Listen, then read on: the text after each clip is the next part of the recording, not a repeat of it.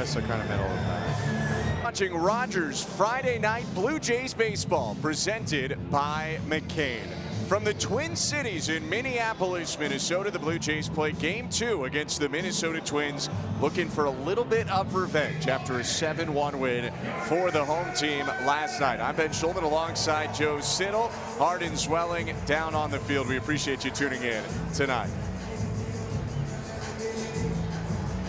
Blue Jays looking for a little bit more offense than they got last night when they produced only one run. And the driver of that offense, as always, is Vladimir Guerrero Jr., who narrowly trails the batting average leader in Major League Baseball, Yordan Alvarez. He did get a hit last night. He'll look for more tonight against a former Blue Jay farmhand in Simeon Woods Richardson. Woods Richardson is 25 years old. He's a second-round draft pick of the Mets before being traded with Anthony Kay to the Blue Jays for Marcus Stroman, and then he spun to the Twins in the Barrios trade. He's pitching in his third season with the Twins as a regular starting pitcher, but it has not gone well. That ERA is up over 6. Not a lot of swing and miss, and the strikeouts are way down for a guy who had 2 pretty good starts to begin the season, but the last 4 not so much.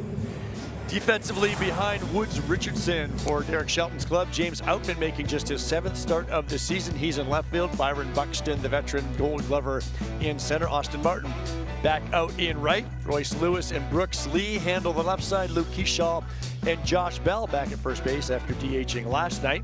Victor Caratini gets the chores behind the dish. Ryan Jeffers will be the DH this evening. Derek Shelton, a former Blue Jay coach, the manager of the Twins, who's wearing a Minnesota Timberwolves sweatshirt in his media availability today. Pretty fired up about both what the Wild and the Timberwolves did yesterday in Minnesota. He's into the local sporting scene, isn't he? He is. He mentioned even the St. Paul Saints, their AAA affiliate, won last night. So it was a good day to be a Minneapolis-St. Paul located sports team. Simeon Woods Richardson is just about ready to go. The Twins in their City Connect uniforms, the ripple effect jerseys, they're supposed to mimic the ripples of Lake Minnetonka nearby. Second day in a row that George Springer will get the start, coming off the injured list 2 days ago. And the first pitch of the day is hit on the ground up the middle and into left center field. Boy, he has been a welcome addition back to the lineup. Hits now in all 3 games he's played in since returning from the IL. And when you're facing a hitter like George, it's tough on a catcher pitcher because you're thinking, is he looking breaking ball? Let's start fastball. Is he thinking fastball? Let's start breaking ball. George just puts the barrel to the baseball. First pitch today went at 7:11 local. 10 degrees and wind blowing pretty aggressively out to right center field in Minneapolis. Maybe that'll help a left-handed hitter like Jesus Sanchez. Woods Richardson will average just over 92 miles per hour with a 4-seam fastball. He'll use the splitter a lot, slider, and he'll mix in a slow curveball. But for these lefties, it's a lot of 4-seamers up, splitters down, and then he'll mix in the slider down as well. This up top there, and we're going to get an early ABS review initiated by Victor Caratini. This closer look is brought to you by Specsavers. And that's a strike. High breaking balls have been a pitch commonly overturned by ABS this year.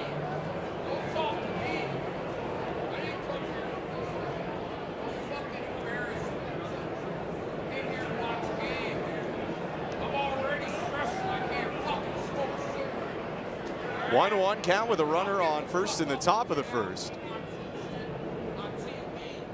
And Wood Richardson deals, and the pitch is hit on the ground up the middle. The shortstop Lee Glove steps on the bag and throws to first for a 6-3 double play. Big play up the middle for the Twins, and there are 2 outs. Well, that splitter has not been a good pitch for Woods Richardson this season, but he uses it to get this ground ball off of the bat of Sanchez, and kind of tailor-made with Lee playing right behind that second base bag.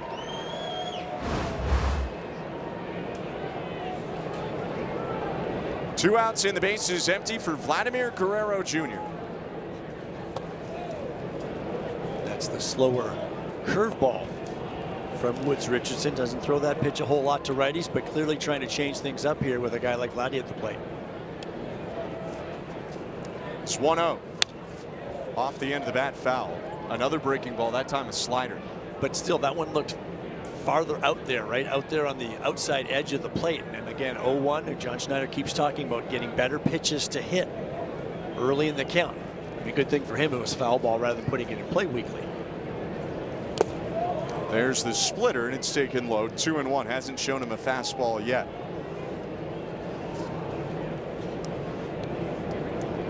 Woods Richardson came to Toronto earlier in April with a 2.31 ERA. And Vladdy pumps this ball out to left center field. Buxton back, and he'll run it down to end the inning. Maybe off the end of the bat for Guerrero. And despite a leadoff hit, no runs for the Blue Jays in the top of the first.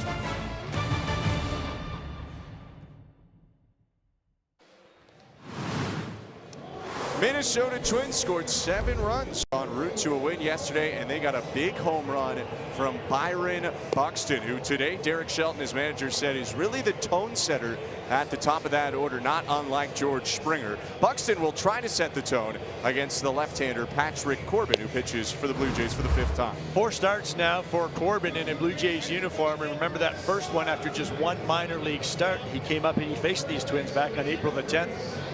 Went 4 innings, allowing 4 runs, and it was a 3-run homer in the first to Ryan Jeffers. Yes, the same guy that got to the Blue Jays last night, but he has looked much better in his last 3 starts, looking much more comfortable.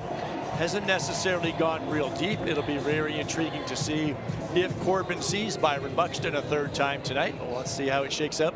Leaning more on the sinker slider changeup combination. That cutter early was not a big pitch for him. We heard Kevin Barker talking about that earlier. He's been staying on the edges a little bit more effectively since then.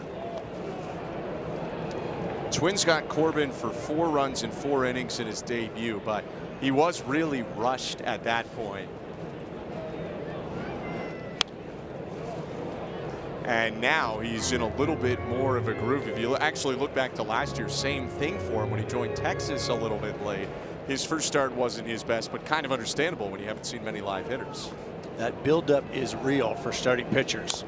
You think about spring training, and we always joke why is spring training so long was for the pitchers. They have to build up, they have to go through that kind of dead arm phase, and then they have to get ready to ramp up before the season. But when I asked Corbin about it, he said it's that finish on the pitches. When you're throwing sides and bullpens, it's just not the same. Buxton lifts the ball out to center field. Tracking back, Dalton Varsho makes the grab in front of the warning track. Well, this is one area where John Schneider wants to see his team clean things up. Not a good one last night at all. Defensively, Yohendrick Pinungo gets another start in left field tonight. Varsho in center. Jesus Sanchez in right. Okamoto and Jimenez on the left side. Lenin Sosa gets the start today. Day off for Ernie Clement, first one of the season. Vladdy at first, and Tyler Heineman back behind the dish for Corbin. 5 gold gloves and a platinum glove between those defenders as Austin Martin fouls it back. It's 0-1. Corbin told me, though, about that buildup. It's one thing when you're throwing your bullpens and all, or you throw to high school kids, or you throw to minor leaguers on a side field. It's just not the same. And once you get to a major league mound in a big league game, the intensity is way different, and it can be different on your body. He even said so much so that the intensity of your pitches, so you're more 100% max effort, but also that means you might have a little bit more extension. All those little things that you can feel the next day in your body, and that's why you need time. Just before bouncing that breaking ball, talk about some of the intensity and adrenaline. He ripped a fastball at 93 miles an hour, a sinker. That is close to the max of what you'll see velocity-wise from Corbin.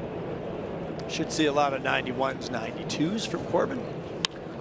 That ball is lined out to left field. Pinungo moving back, makes the catch, and there are 2 down.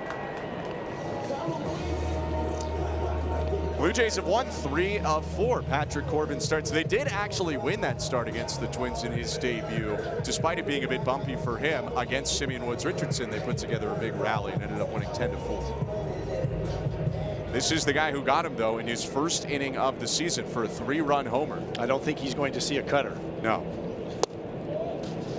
First pitch called a strike.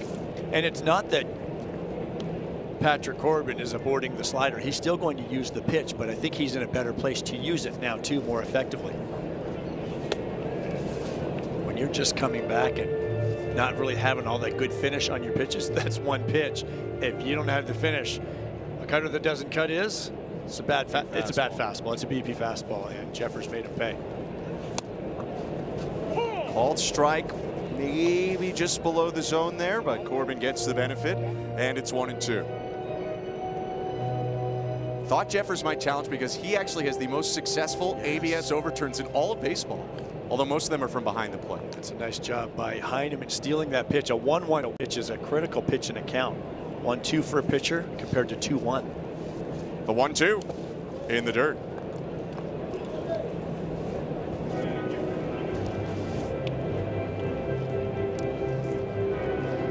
Sinker, changeup so far from Corbin to Jeffers. Looks like he wants to stay down in the zone. The 2-2 went inside with the cutter, and it's 3 balls and 2 strikes. No swing there, says Tom Hanahan at first. It's Jacob Metz on balls and strikes tonight. But what a completely different pitch cutter than we saw in his first start, right? That's what I mean by finish. That's finishing strong. If you're missing it off the plate. The 3-2 is hit high in the air. Sanchez pursuing down the right field line, but that'll go into the seats.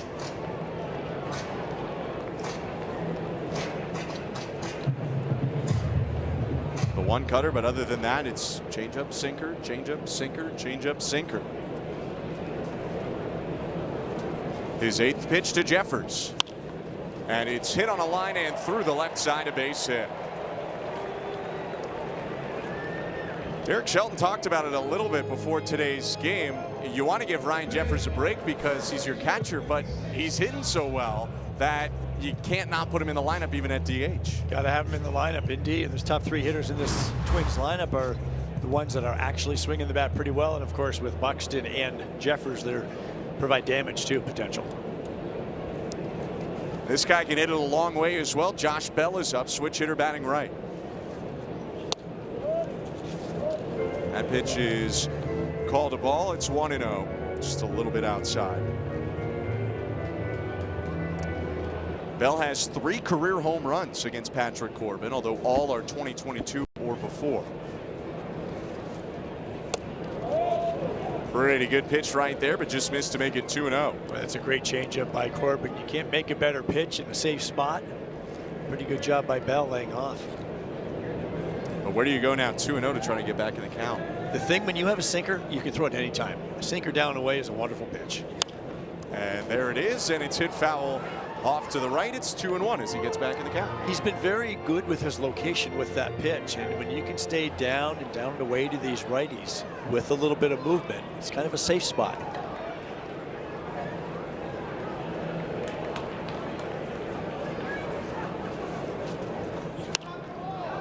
Bell lifts it left side. Piñango giving a look. It's a deep foul ball, and it's 2-2. So there's another example of that cutter. You see where he's missing with those cutters tonight. One was way into Jeffers. That's way in. You can't do anything but pull that ball foul. And that's the difference between a pitcher that maybe wasn't quite tuned up and ready to finish those pitches in his first start compared to where he is now.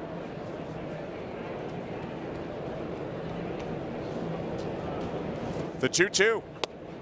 Called strike 3. Corbin freezes him on a sinker, and after the 2-out hit by Jeffers makes it a scoreless bottom of the first. No score in this one. Second inning from Target Field is next.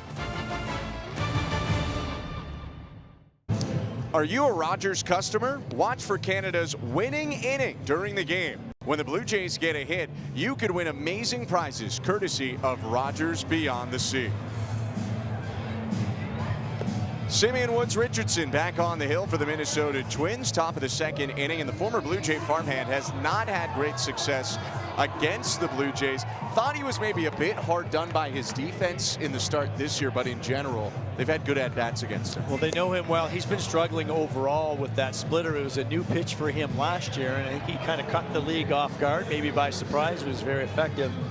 Hasn't been as good this season, just not getting much swing and miss. The strikeouts are way down, and that's a bad combination.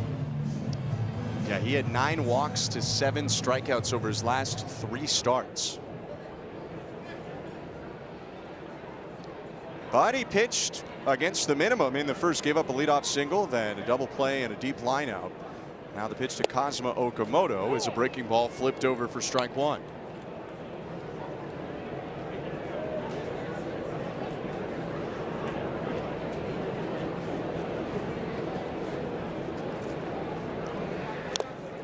Okamoto fouls it off of his own ankle, and it's 0-2.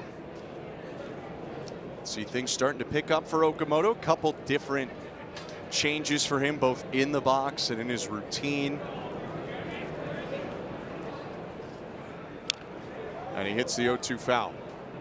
I think for these Blue Jays right-handed hitters, they can keep looking out over the plate. Not a whole lot of fastballs coming in from Woods Richardson. A lot of four-seamers away. The splitter's going to be out there, and of course, his slider will be out there as well.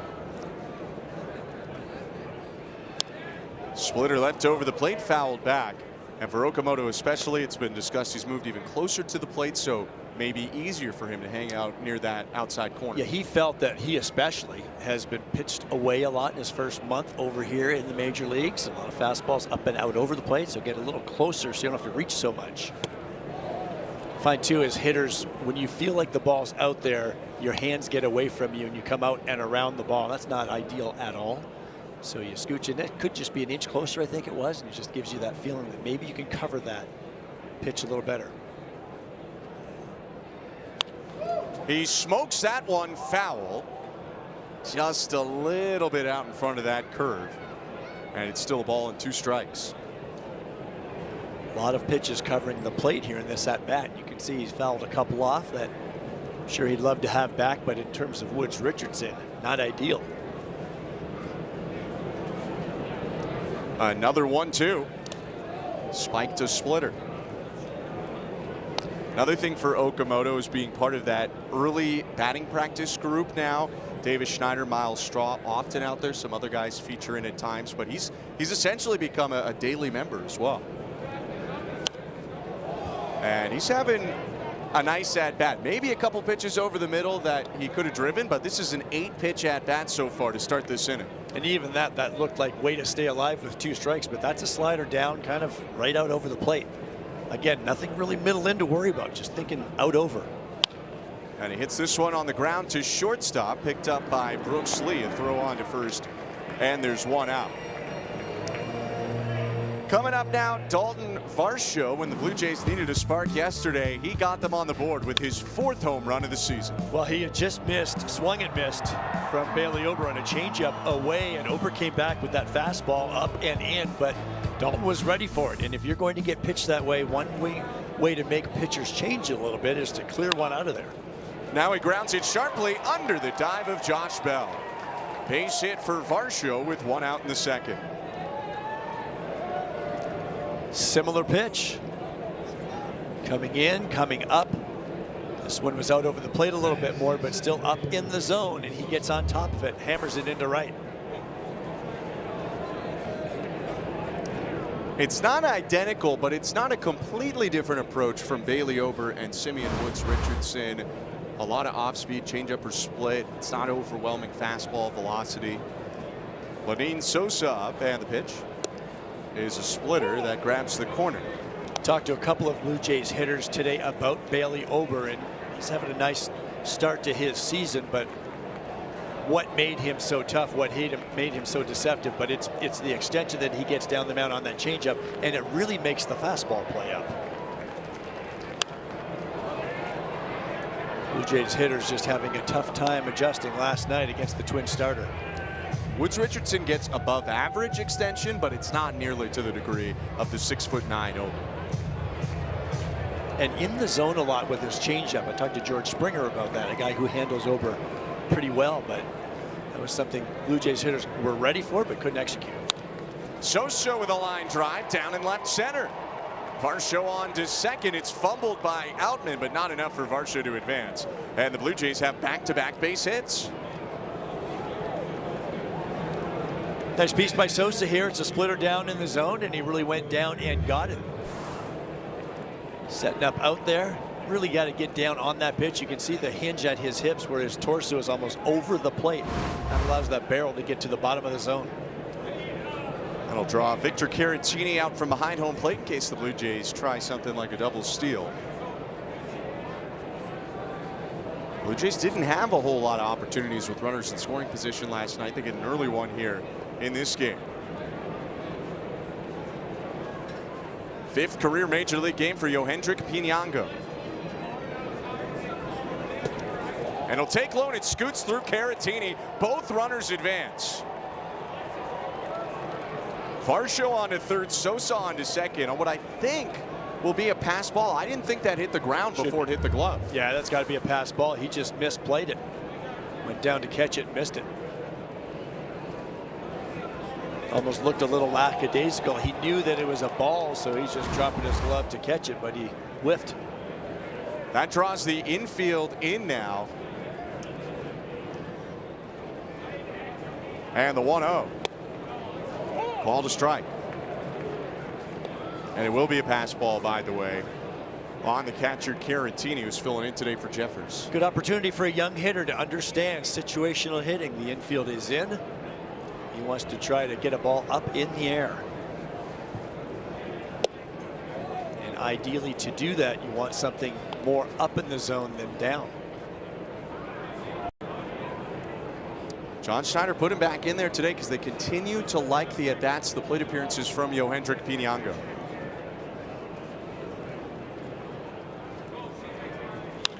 And he hits this one on the ground at first. Coming home, Varsho. Bell's throw sails. Varsho bowls over Caratini as he scores. The ball rolled back to home plate, so nowhere for Sosa to go. It's 1-0 Blue Jays. Hopefully Caratini's all right. But Pinango put the ball in play, and the Blue Jays had something good happen as they take the lead. You put the ball in play and hope good things happen, and this was an easy out at the plate for Josh Bell, but he made a bad throw to the left of Caratini. And the umpires conferencing, they are going to send Sosa home, and on to second base will go Pinango. They're saying that ball went out of play.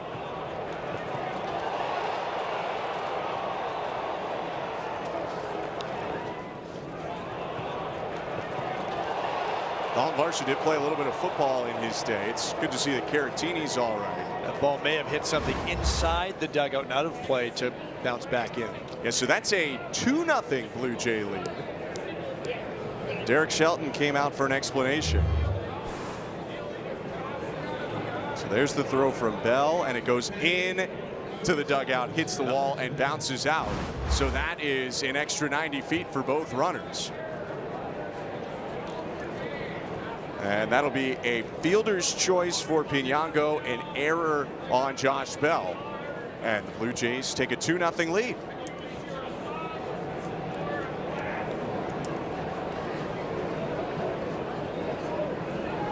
Woods Richardson to Andres Jimenez. And the pitch foul back 0-1. Boy, there's another splitter too, and Jimenez had a really good swing at that pitch. Didn't do a whole lot in that bottom part of the zone.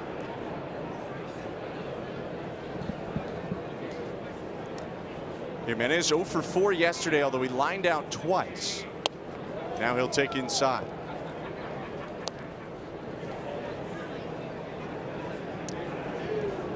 See there, pretty good numbers for Andres Jimenez against Woods Richardson. Homered off of him in 2025.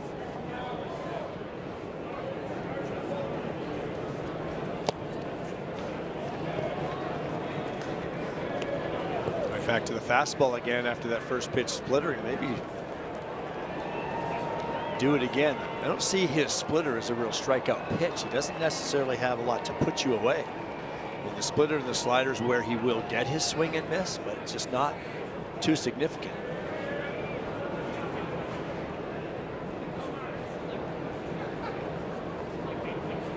Pinango bouncing around at second, and the pitch is low.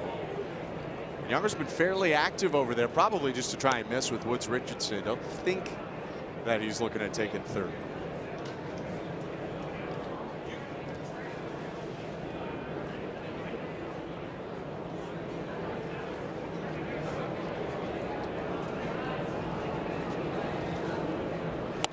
And he struck him out on a well-located fastball, bottom outside corner. Andres Jimenez asks if it's a strike, and there are 2 down. Well, not an overpowering fastball, but put it in a very good spot, especially after the off-speed pitches he had seen this AB.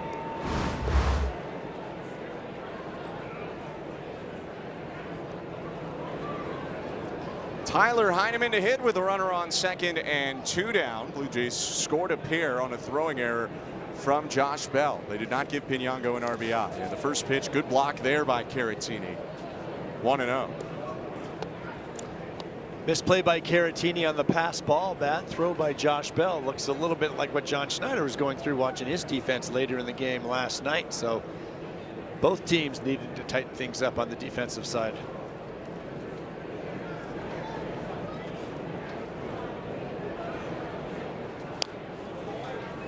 Fouled off by Heineman, 1-1.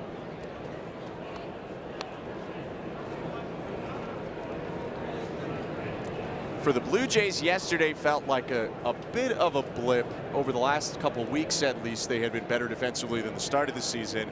Twins actually started the year a bit rough defensively, but had been getting better over the last couple weeks.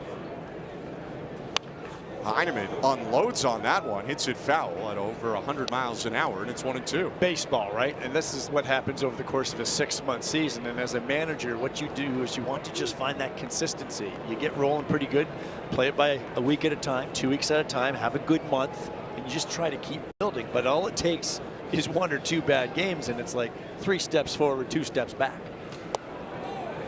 Good take there by Heineman, 2-2.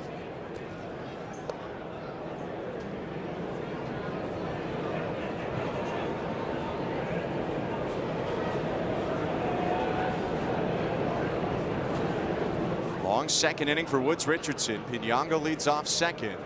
And the 2-2 is hit off the end of the bat softly to third. Charging it, Lewis throws on to first, and that will do it for the frame. The Blue Jays get a pair of runs. Dalton Varsho going right through Victor Caratini on the wild throw to score the first of 2 that gives the Blue Jays a 2-0 lead, middle of the second inning in Minneapolis.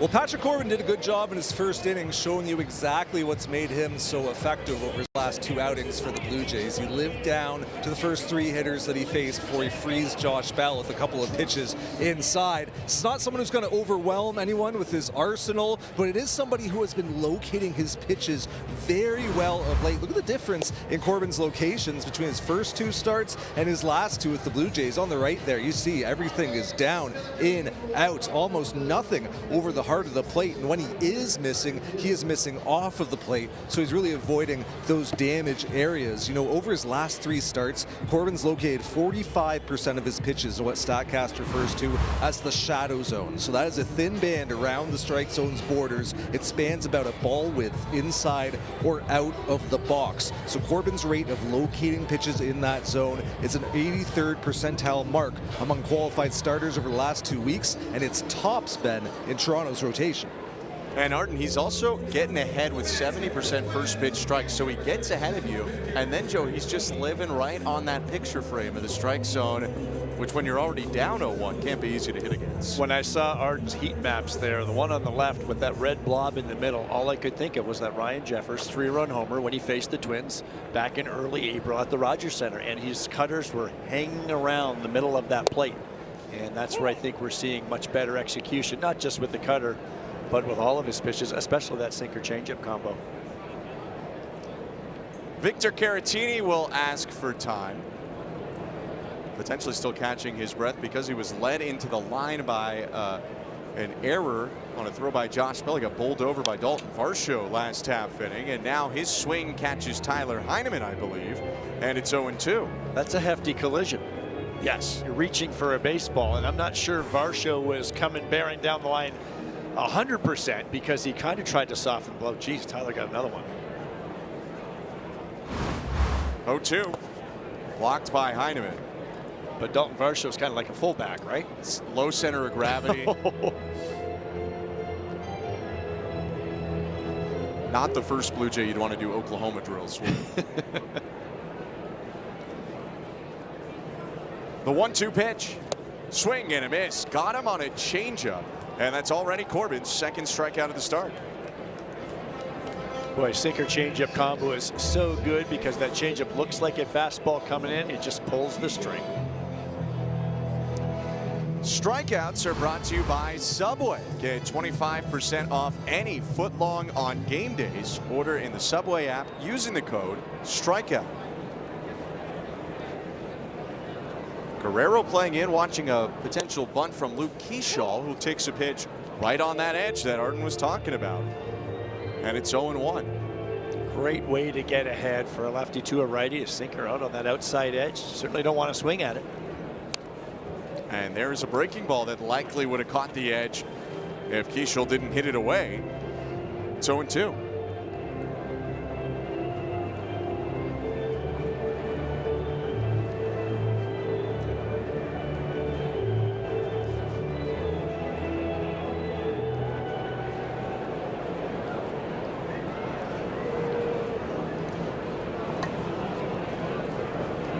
Oh-2.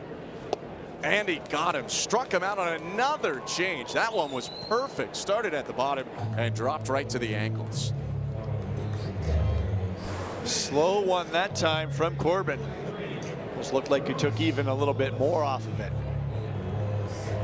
as it just faded down.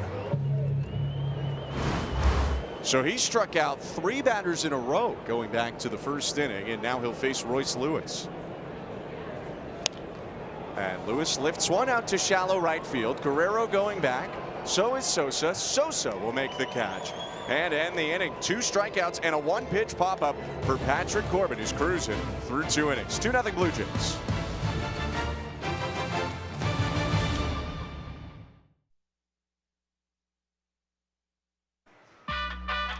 In 3 weeks, get ready to celebrate 2 icons of franchise history. On Friday, May 22nd, the first 15,000 fans will receive a Bautista and Encarnacion home run flex bobblehead. Get tickets now at bluejays.com/promotions.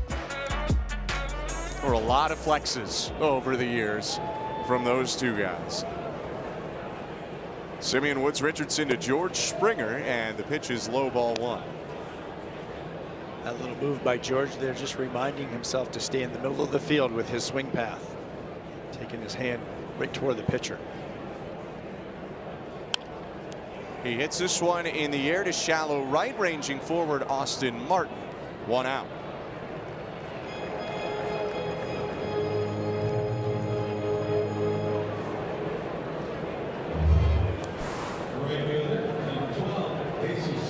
Slider over the middle right there, and Springer, still recently coming off injury, although that might have just been his left ankle kind of rolled out and then he slipped. Just kind of gave out as he was finishing that swing. There really is no 75% George Springer swing. He's down to a knee 3 or 4 times a game, it feels like. And that's by design. And I think if you ask the manager, that's exactly what he wants to see. How many times do we hear them talk about intent? On the ground is second base. Tricky hop handled there by Keyshaw to get Sanchez. And Woods Richardson looking to bounce back after 2 runs in the second, has 2 quick outs. Oh, that ball hit hard, not elevated, but that's another slider over the middle. Yeah, and even George's, even though he did slip a little bit, but there's some pitches to hit here. I think these, again, those righties just keep looking out over. There's a slider called a strike. Glad he should be able to allow that ball to travel and drive something hard and deep to right center. He swings at the elevated fastball and lifts it out to left field. James Outman moving forward to make the grab and put a bow on the top of the 3rd. Blue Jays set down in order, but still leading 2-0 at Target Field.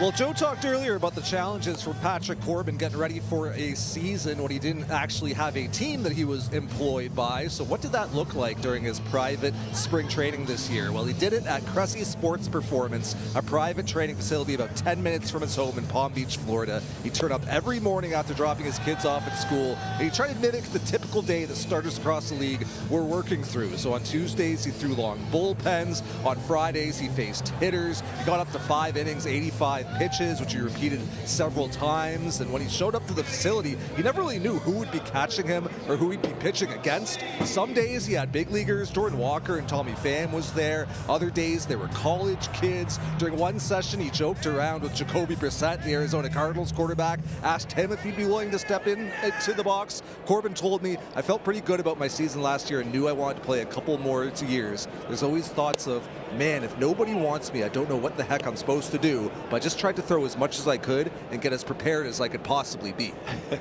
Something tells me that the Arizona Cardinals would not have been happy if Jacoby Brissett stepped into that batter's box. And now Brooks Lee with a line drive up the middle, dunks one in to lead off the inning. But it's not easy to do that as much as you can try and mimic it, Joe. Like you mentioned earlier, there really is no substitute for spring training. That's why all the major league pitchers do it every year. Well, it sounds like if baseball comes to an end for Patrick Corbin, he's got dad duties to be on. He's got to drop kids off at school. He's got lots to do. But I can imagine it's the same thing like in spring training when pitchers are just ramping up. I've cut up a million side sessions in the bullpens, and then you talk after and you talk about the quality of the pitches and the locations, and then we go into live BPs. We see it every spring, right?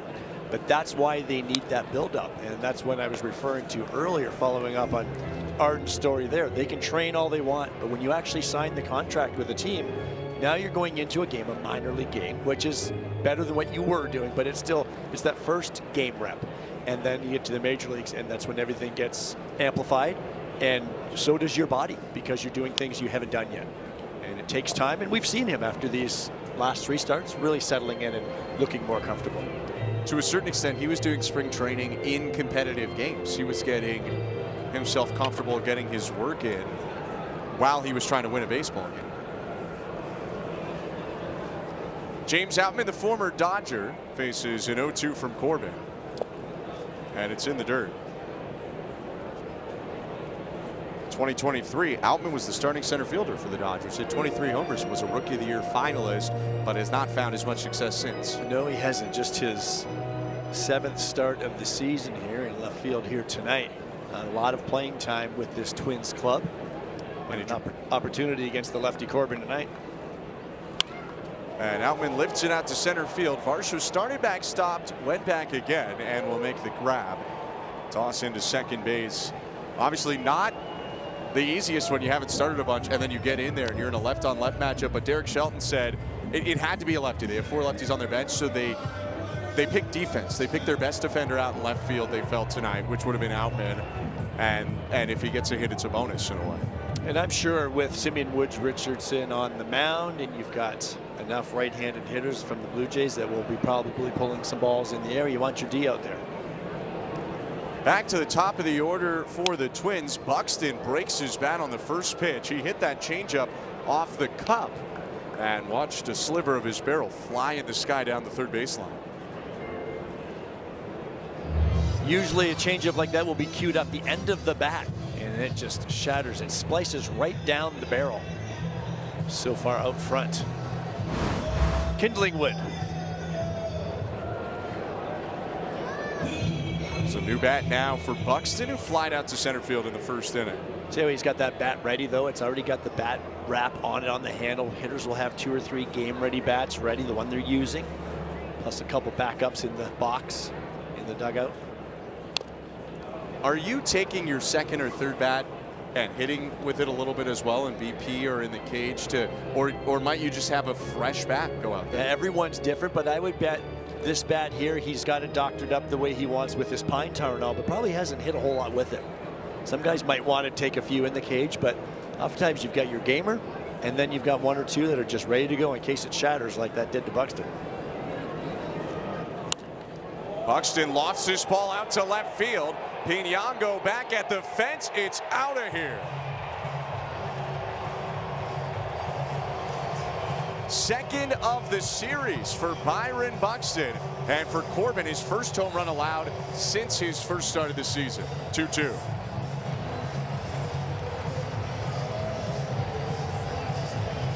Byron Buxton can get the ball in the air to the pull side with the best of them. He is looking to do one thing, and he is swinging a pretty red-hot bat.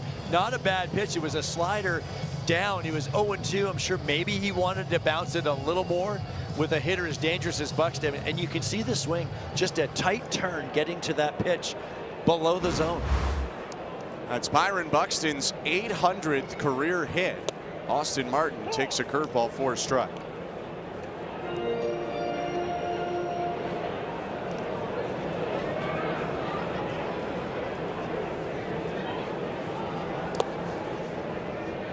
There's a reason Byron Buxton is Byron Buxton. That's not exactly an easy pitch to hit out. Maybe because your bat's going down, though, you can elevate it a little easily, Joe.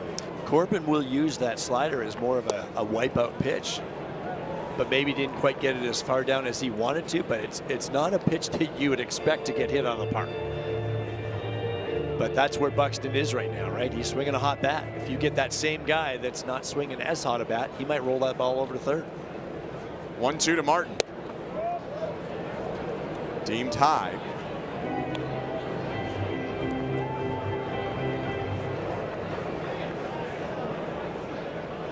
Austin Martin flied out to left in the first. He's 0 for 1. And he lines this one up the middle past the reach of Sosa and into center. Blue Jays' 25th overall pick has really hit well against them in 11 games coming into this one, batting .320 with an on-base near 500. He will put it in play, and he did it right there. He showed you how he stayed inside that baseball. It's a sinker at the top of the zone. But he kind of fits right in between Buxton and Jeffers, two guys that can do a lot of damage, because Austin Martin gives you a tough AB. He will certainly take his walks, doesn't strike out a whole lot. He's not going to chase. He's just going to be a tough kind of grinded out AB. You know, John Schneider was talking about that today with the Blue Jays offense and still trying to find out who is who in their lineup. Last year they had an identity. They had guys that did damage. They had contact guys. They had those bottom guys in the order that would grind out at bats, work pitchers, see a lot of pitches. And that's what they're still trying to sort out. But that's what that at bat from Martin reminded me of right there. Sandwich between Buxton and Jeffers. Jeffers takes a strike on a sinker. It's 0-1. Prior to this inning, Jeffers had the only hit for the Twins, but 3 of their 4 batters in the frame have come up with hits, including the 2-run homer by Buxton to tie the game.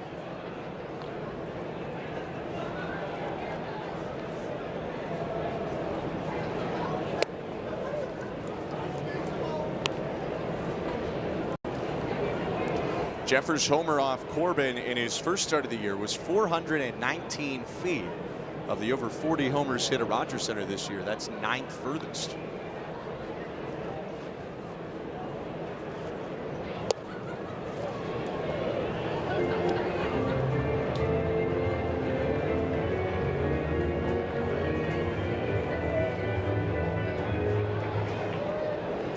Martin could take a shot, but when you have a guy like Jeffers at the plate, you're in scoring position right now. Corbin with a slower delivery from the left side. He'll keep him close. Martin's been aggressive, but not super efficient stealing bases. 4 stolen bases. He's been caught 3 times. This is that time, though. If you take a shot with the lefty and go first move, you get such a good jump. If you're going to gamble, this would be it.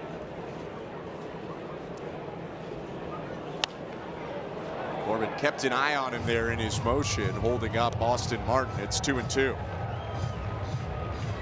You know, getting 2 strikes, do you anticipate maybe one of the breaking pitches, maybe that slider, maybe the changeup? Good pitches to run on if you guess right with the first move. 2-2. Foul tip, strike 3. Elevated the 4-seamer, and that's Corbin's 4th K. Martin still on first. Like they tried to come up and in, left it out over, but it worked. Not able to catch up.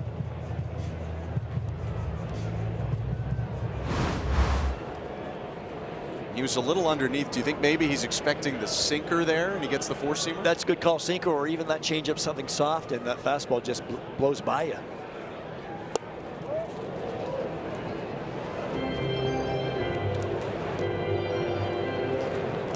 First strikeout of the game for Corbin came when he caught Bell looking in the first.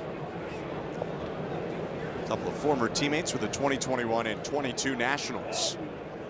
And another look over at Martin. With 2 outs, how much as a catcher would you want your pitcher paying attention to the runner? I like him paying attention right here just because when he's on first base, this is the time to take a gamble if you're a base runner. So at least going over there might shut that down a little bit, make him think twice. He's off on the pitch, and Corbin throws to first. Vladdy de Sosa for the tag out. And he certainly was paying attention as they catch Martin stealing to end the inning. Buxton, though, with a 2-run homer to tie it up for Minnesota, but Patrick Corbin getting his own outs on the bases and a good throw from Guerrero de Sosa as well. 2-2 after 3 innings. The Mammoth are at home tonight trying to keep their season alive. Vegas and Utah, Game 6 tonight at 10 Eastern, 7 Pacific on Sportsnet. Over in St. Paul, they're celebrating a Wild win in Game 6 yesterday for the Minnesota Wild. And now Kazuma Okamoto takes a pitch for a strike there. Maybe a little bit high, but pretty close. It's 0-1. Ben Schulman and Joe Siddle swelling down on the field as Okamoto takes down and outside. 1 ball, 1 strike. It's the middle of the Blue Jay order this inning, looking to respond after Byron Buxton tied the game with a 2-run homer.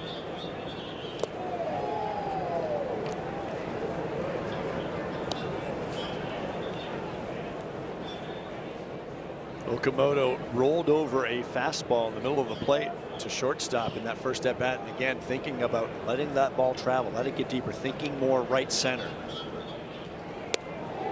He'll take there to make it 3-1. We saw 9 pitches before grounding out from Woods Richardson in the second, but a couple of pitches over the plate. I haven't seen the catcher once to a right-handed batter set up inside for a fastball just to brush a guy back, just to try to get inside. Everything's middle of the way. And this ball is hit high and deep to left field, and that ball is gone.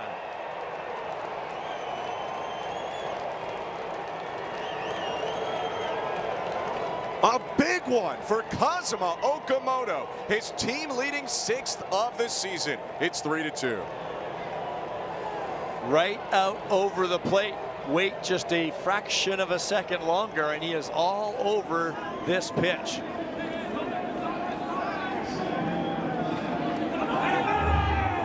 Talked about him backing up in the box, talked about him getting just inching closer to the plate, maybe just an inch, but just to be able to cover that outside, and he covers that slider, a flat one, in the middle of the zone on the outside part. And he looks pretty happy to be wearing that jacket as another high heater is called a strike. Varsho lifts one out to left center field. Buxton moving toward it. 1 out. Well, we talked about that in the open, Ben. The Blue Jays trying to get this offense going. It has not been a great month of April, but now the calendar has turned to May. And John Schneider, these coaches, these hitters, I think they talk hitting every single day and how they can get things going. And that was my point. Maybe one way to do it is doing damage with 1 swing of the bat. It's a solo shot for Okamoto. As a manager, you'd love to see that happen with a couple guys on, but baby steps for now. Varsho last night, Blue Jays 3rd baseman tonight. Okamoto's 6 homers are 2 ahead of anyone else on the Blue Jays. Varsho has 4. So does Jesus Sanchez. And now Sosa gets into one out to left. Outman back, reaches out. It's off his glove. Sosa around first. He'll have second base easily. He's got 2 hits tonight, and it's more power for the Blue Jays.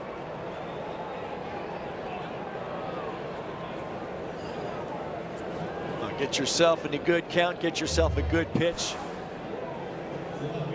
We said this from the very first inning. Woods Richardson is leaving a lot of pitches in hittable spots. And the second time around, some of these guys are getting to them. 3rd double with the Blue Jays for Sosa, 6th on the year. Runner in scoring position for Yohendrick Pinango.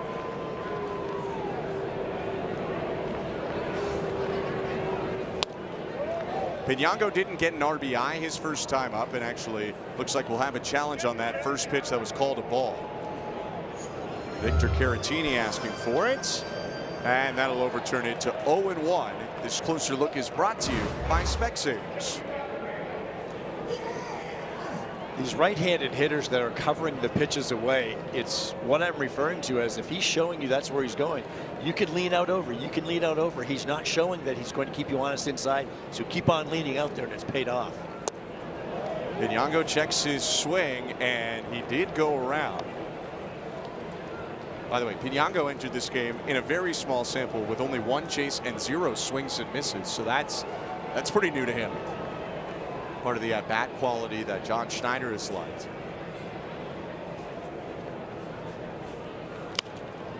Now he hits this one foul.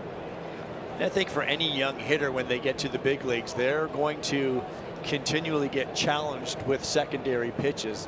Most players from AAA that get called up to the big leagues, they can hit a fastball, but now he'll get challenged probably with a little bit more in the breaking pitches, splitters, changeups. There's a splitter, and he tells Sosa to hold up.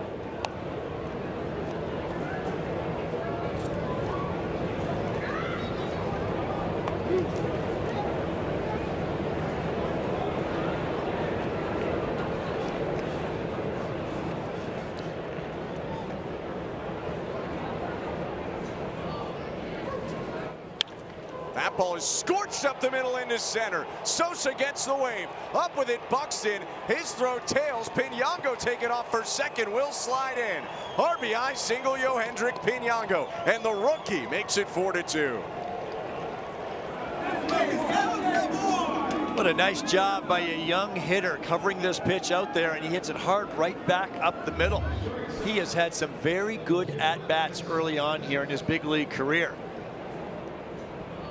Not so great defense again by the Twins. Buxton's throw is to the third base side of the mound, so it misses the cutoff man. You see it tailing. Then Caratini can't field it. Pinyango takes that extra 90 feet. Heads up from him. And now the pitch to Andres Jimenez. Called a strike. So the Blue Jays respond to the Twins' 2 runs in the third with 2 runs of their own here in the fourth, and there's still only 1 out.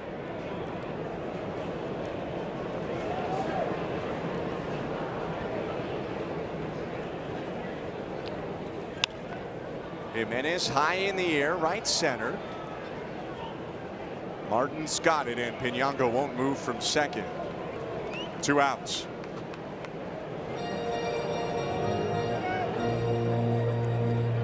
That's a nice piece of hitting by Pinyango, because again, I refer to these young hitters because you would think younger hitters coming to the big leagues, they're more susceptible to some quality big league pitching. I talked to Pinyango about this today.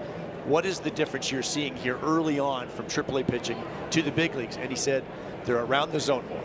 The velocity's not a big thing because there's a lot of velocity in AAA as well, but that they're around the zone more. And here he is in a 1-2 pitch, handling that fastball. Where is it? On the outside part of the plate, but he puts a good swing on it.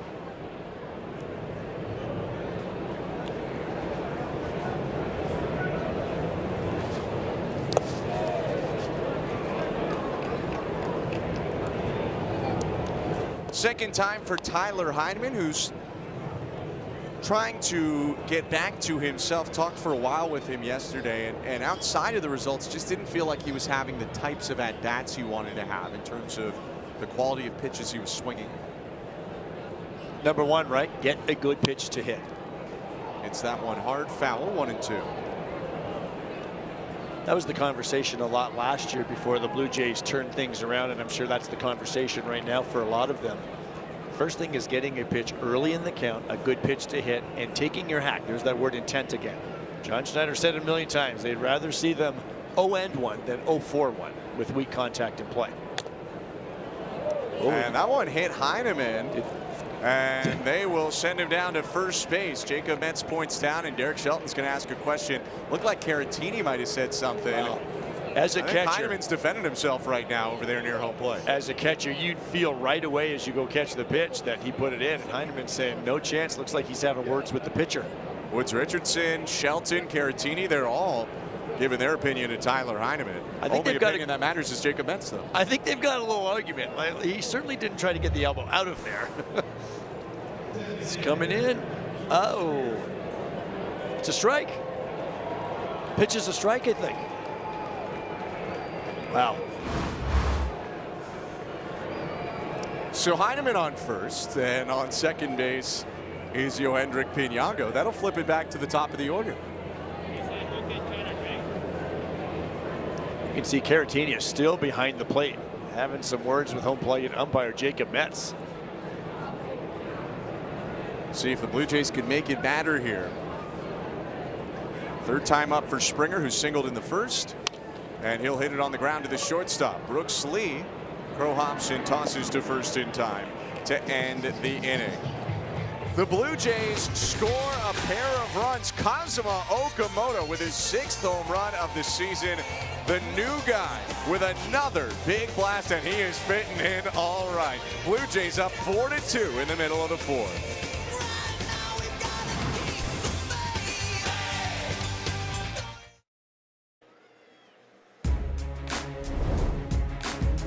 Make it up Friday with McCain, official French fry of the Toronto Blue Jays.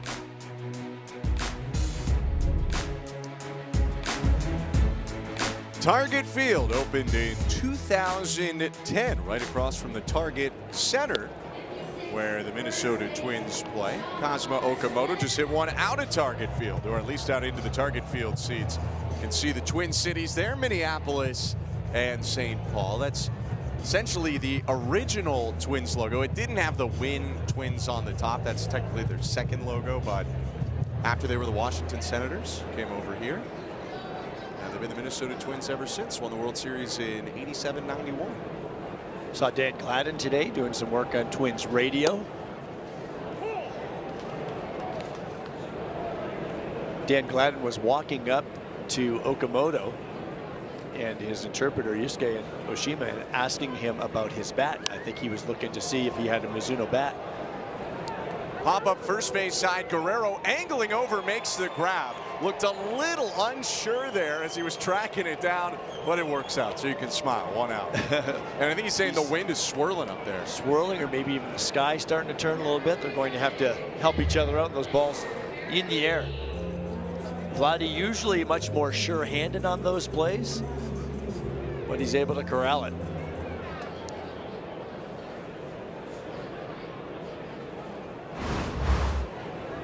One out, and the pitch to Caratini called a strike. We mentioned Dan Gladden, another Twins great in the booth just to the right of us. Canadian great Justin Morneau. Justin doing some television work with Corey Provo.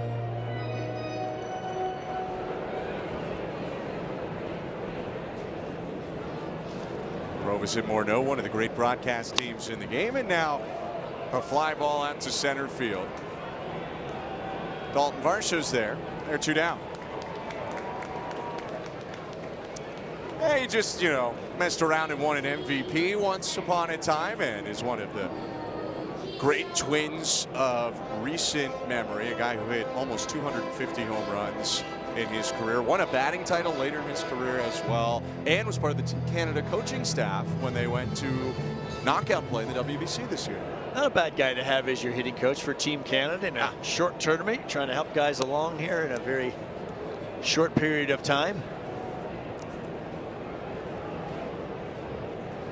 And in between coaching his kids in baseball and softball, he comes here to his old stomping grounds and calls some games for the Minnesota Twins. Apparently his son's a player. 13, does he say? Yeah, 13. Something like that. Wears his cleats already that he was wearing in pro ball. 2-0 to Luke Keyshaw. Just outside. Keyshaw, 23 years old, up here with 2 outs and the bases empty.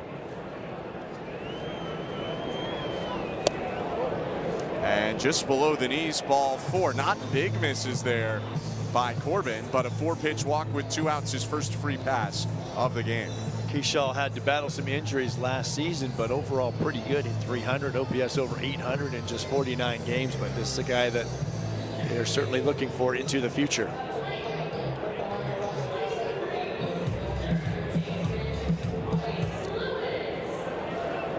Royce Lewis is asking for time. And they'll reset the clock. The clock was not properly reset, I believe, before that at bat. So Lewis looked out and there was very little time left. And the home plate umpire, Jacob Metz, tapped his chest saying, "My bad," and reset it. That's why he panicked.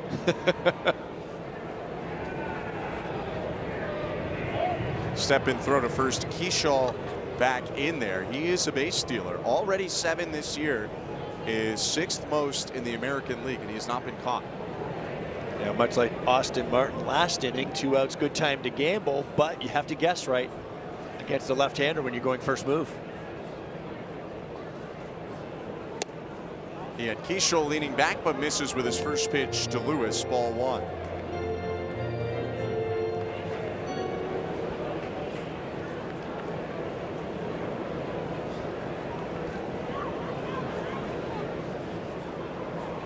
And the 1-0. Right on the corner there, ball and a strike.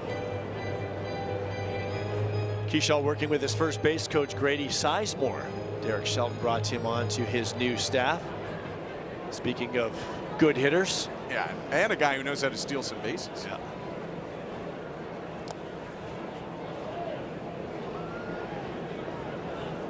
Back when, frankly, it was a little bit tougher to steal bases, maybe, without some of the rules put in place now. He stole 24 different years, including 38 in 2008. Tough catchers a few years ago, Ben, you know. Tough to steal bases. You didn't want to run on Joe Siddall, I'll tell you that. Lewis with a drive out to left center. Varsho on the run will run it down. Great range for the Blue Jays center fielder, and that makes it a scoreless bottom of the 4th. It's pretty much a no-fly zone when you send it out toward Dalton Varsho. Blue Jays up 2 after 4.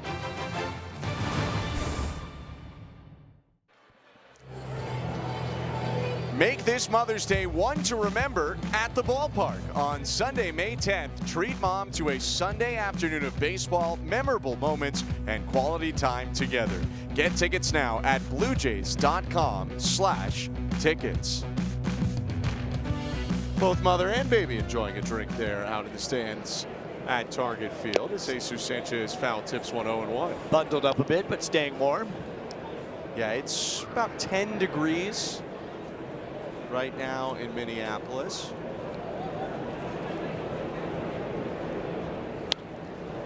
It's amazing some of the homers, it's not freezing, but some of the homers have flown out, because typically this is a hard place to hit to start the year and then becomes a place where you can hit a lot of home runs in the middle of the year. What do they say? If you hit them, they will go. Yes. Kaz Okamoto hit his in the 4th inning in response to Byron Buxton.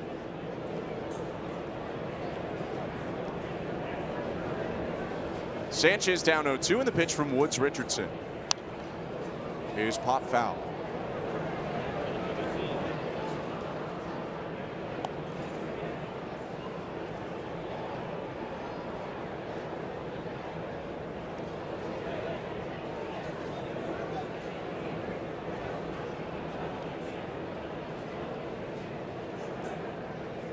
Oh, 2 again. And another one spoiled foul. Had to go way down for that splitter. Woods Richardson got more on top of it, but still found a way to fight it off.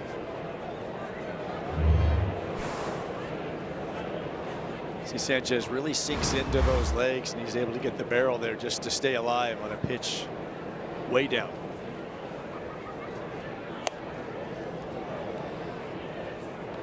Good idea going back upstairs with the 4-seam fastball.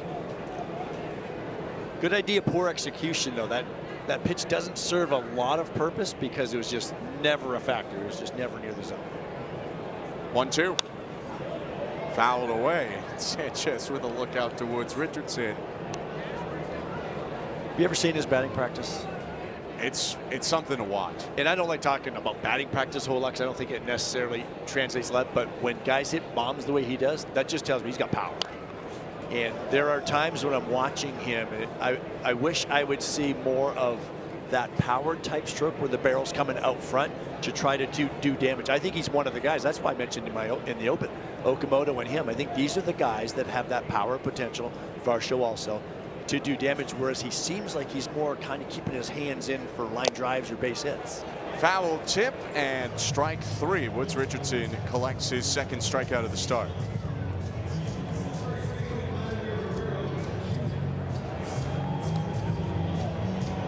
Simeon Woods Richardson has been solid. 4 runs allowed, but 2 of them not earned.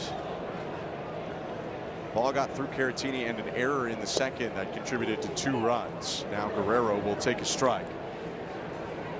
Look, Vladdy was surprised a little bit by that fastball, but to me, I'm okay with that. Keep looking out there, sitting on the off speed. That first fastball was also 94. Maybe Woods Richardson with Vladdy up, reaching back for a little extra. But I'd rather see him take it and be 0-1 than take a swing at it and be late and a ground ball to second baseman, right? Again, getting back to getting a pitch you're looking for and being able to do damage. Grounds that one foul, a splitter that more ran horizontally than dropping down, and it's 1-2. Vlad has hit off-speed changeups and splitters quite well this year, slugging over 700 against them. This could be a matchup that lends itself to him getting some big hits. I think that's what he does. He's sitting off speed. That's where he wants to do his damage, and the fastballs just try to get your knocks. Checked his swing, and it's 2-2. Thought there might be an appeal there. That was one time that we haven't seen a lot of that. Set up inside, fastball, up and in there. To me, I think Woods Richardson needs to pitch more like that. Do that a little bit more often to keep these righties honest. Because I think what Okamoto did and Sosa on those sliders away, that's why they handle the ball away so well. You can dive out there against him. Going outside again. And the slider misses low, 3-2.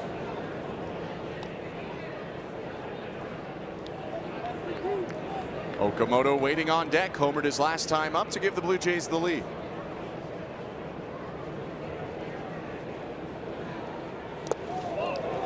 And that is ball 4.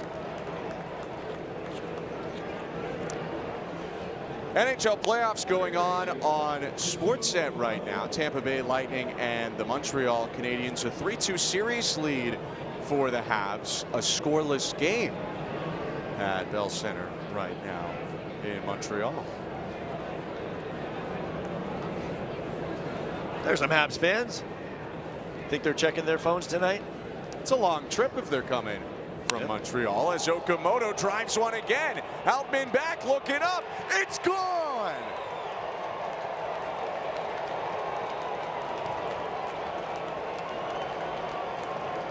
Two homers in the Twin Cities for Kazuma Okamoto, and the Blue Jays are up 4.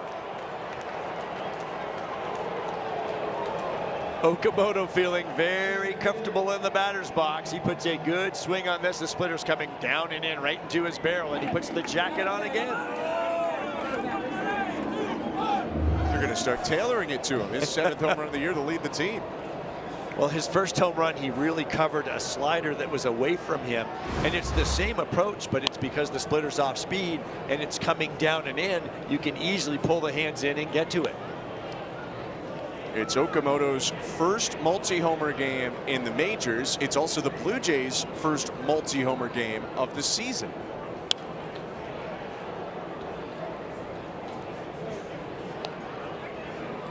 Well, you asked for a couple home runs, Joe, and they provided to you. And this one came with a runner on base, so that's an even sweeter one if you're John Schneider, because this is what he's been talking about. Big hits with runners on base, and especially tapping into the power.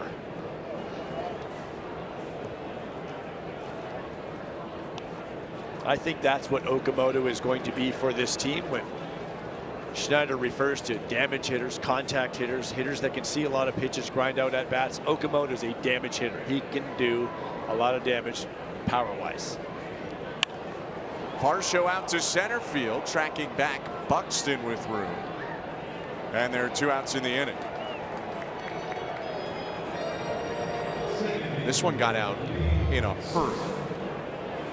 Well, he covered the first one, and I think it's the same approach he has here, but the pitch will dictate what you do. You move to the baseball, and it's a splitter that's coming down and in. He's being applauded by all of his teammates.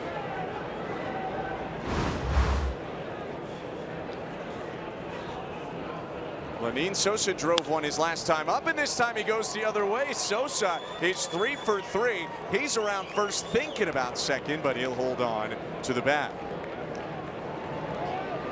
Sosa with some smart hitting today. That went a fastball away, and he just pounds it right over there.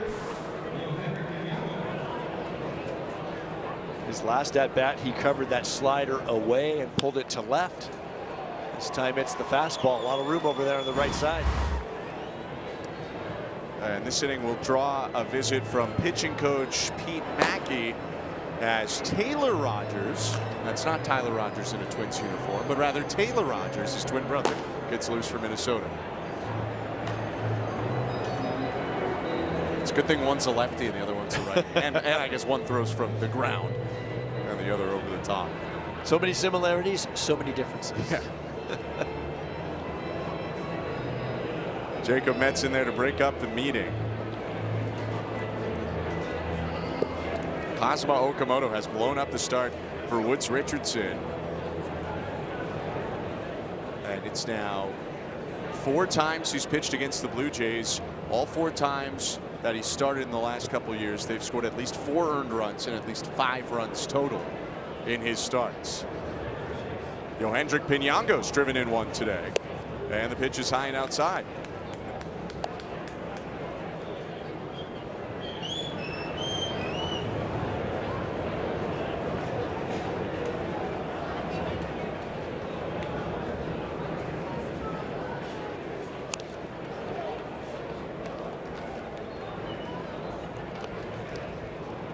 Seems like Pinango's going to get a good amount of playing time going forward as they somewhat platoon him and Davis Schneider in left field. John Schneider said they want to give him some runway while he's here.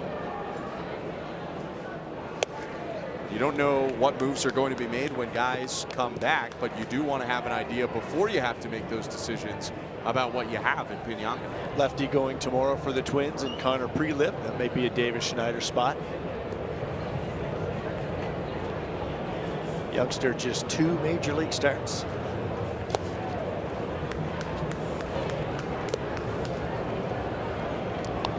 Pinango, who's been quite patient so far, works himself into a 3-1 count. They got him when they traded Nate Pearson to the Cubs around the 2024 deadline. Also picked up Josh Rivera, who's playing the infield for them with AAA Buffalo right now.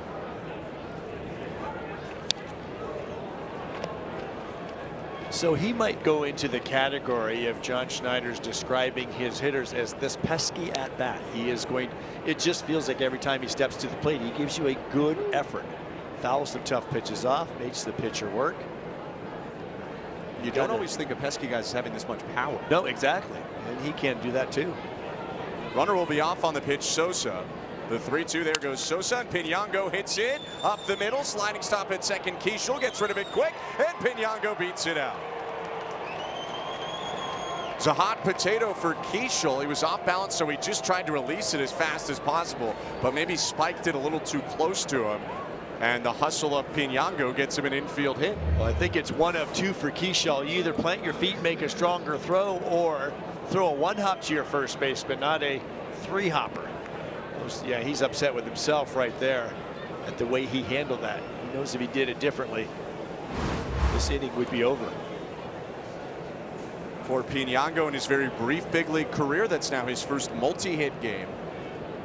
And he's done something positive all 3 times. The 2 hits and even the 1 quote-unquote out was a fielder's choice that led to an error that scored a couple of runs. This time, he's chasing Simeon Woods Richardson out of this ball game. Runners on first and second and 2 down. The Blue Jays score a pair in this 5th inning, and as the Twins make a pitching change, we'll step aside. Taylor Rogers is in next.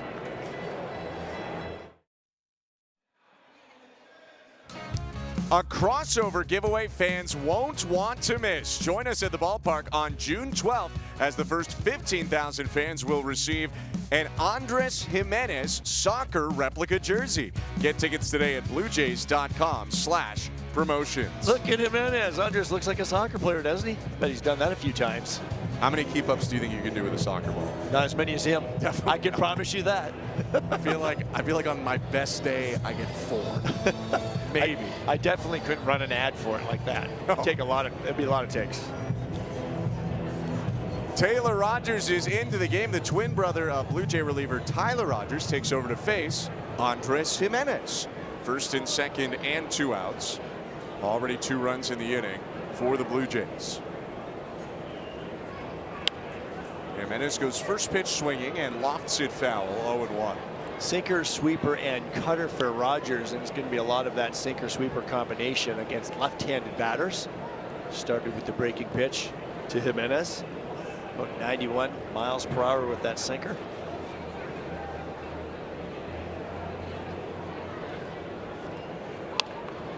Hooked on the ground to first base, picked up by Bell. Foot race to the bag, and Bell will get there in time to end the inning.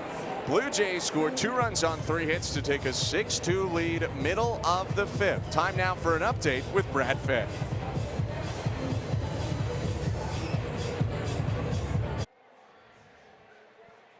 Celebrate a Blue Jays legend with the Roy Halladay replica retro jersey giveaway. On Monday, June 8th, the first 15,000 fans will receive a retro jersey honoring one of the greatest pitchers in franchise history. Buy tickets now at bluejays.com/promotions.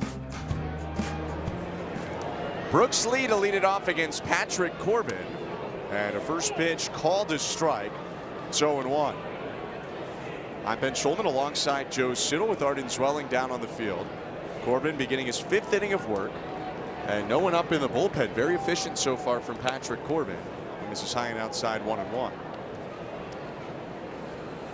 Gave up the 2-run shot in the 3rd inning. But almost no damage outside of that. On the ground at third base, waiting on it, Okamoto. He'll toss across to first. 1 out. Not only has he hit 2 home runs today, but Kazuma Okamoto, as the season's gone on, both the more typical and some of the advanced stats seem to like his play at third base more and more. He looks more and more comfortable, doesn't he? And I think the ball's right at him, that's one thing, but we've seen him range to his left or right on occasion, or even some of those balls that he's come in on. Really good hands, soft hands. Pitch to James Outman is grounded foul. In terms of all the physical stuff with the position, Blue Jays are happy with where that's at. There was obviously the play yesterday that dropped in, and John Schneider talked today about maybe being a bit more assertive over at third base. As Outman lines one down to right center. That's his 4th hit of the season. And Outman will flip the lineup over as Byron Buxton comes up for a 3rd time in the game. Last night when Buxton hit 3rd time through against Kevin Gausman, he launched then his 8th home run of the season. Buxton loves seeing starters 3rd time through the order. 5 of his home runs out of the 9 have come when he faces a starter 3rd time through. Now this is danger, danger. This is part of being up 4 runs with this 6-2 lead that he is getting to face the leadoff hitter again. And he'll have to do it very carefully, but at the same time, you don't want to be pitching around people and put more on base. So it's a tough little conundrum for a starting pitcher like Corbin when he knows that the Blue Jays bullpen is slowly going to get moving. Foul tip, 1-1. And right on cue, the Blue Jays have got Braden Fisher up.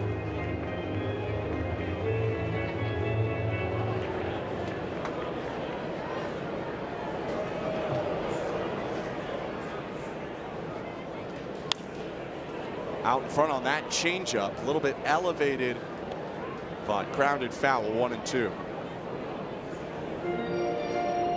Now he had Buxton to 2 strikes last time when Buxton hit that homer on a slider. Where do you think they might go here? I think whatever he throws, if it's the slider again, he's going to make sure it's a little bit lower. You're going to have to bounce it. Maybe go to the changeup, try to get him chased away. He went to the changeup but missed high and outside. Good idea, just didn't quite execute the pitch, and Patrick knew that right away. Came out of his hands, never even close. He's continuing to take a little bit off the changeup. That one was in the low 70s. He's averaged high 70s on that pitch. And that changeup is hit deep to left field, getting turned around. Piñongo reaches out to make the grab.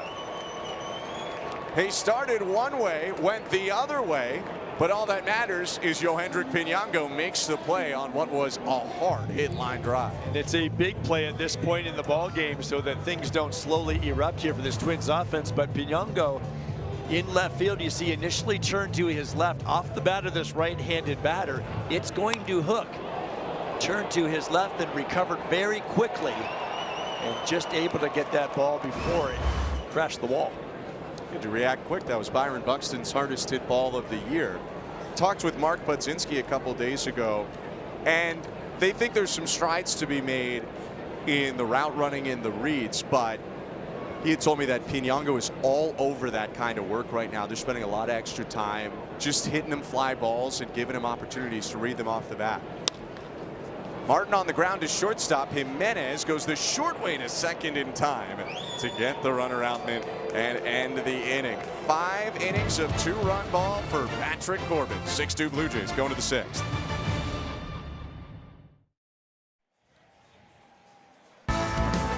Game 1 of the second round series between the Flyers and Hurricanes goes tomorrow. Tune in at 8 Eastern, 5 Pacific on Sportsnet. Sun setting in Minneapolis, lights on at Target Field. And the Blue Jays, with a barrage of runs in the middle innings, have taken the lead. There's a cool Blue Jay hat right there, as we see tons of Blue Jays fans in the crowd. Met a fan today from Saskatchewan who drove 9.5 hours to be here today. Coming from all over. It's a weekend set. 2 night games here, Thursday and Friday. 2 day games, Saturday and Sunday. Tyler Heineman flips the ball out to left field. Outman circled around it. He dives and blocks it. And Tyler Heineman has a base hit. Outman took a little bit more of a banana peel route than going right at it. And I think that's why Heineman's chuckling a little bit. Maybe not his hardest hit base hit of all time, but he's on. Keywords being base hit. If you're Tyler Heineman, you will take it right now. It's Heineman's second time on in the game after he was hit by a pitch somewhat controversially in the 4th inning. And now George Springer is up. Rogers offers. Called strike.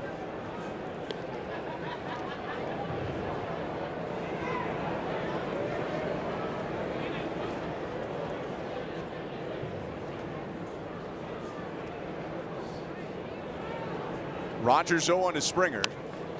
He's hit out to left center field. Outman on the run toward the gap, uses his speed to make the catch. Scrambling back is Heineman. He wanted to get close to second in case that fell in. Rogers just brought in last inning. Eric Orsi starting to loosen up now. Former Ray getting loose for the Twins. Speaking of visitors, Tyler Rogers told me that he has his sons here. So Taylor Rogers got to see his nephews again because Minnesota came earlier, but now the Blue Jays are visiting the Twins. So Uncle Taylor. Uncle Taylor. That fun. Jesus Sanchez spins out of the way there, and that sweeper is called to strike. And Jesus decides not to challenge it, and I don't think he should. Probably hit the zone, but that's a pretty tough pitch. Yes, and I'm guessing you come back with the same pitch. Maybe not location, but same sweeper. Similar location.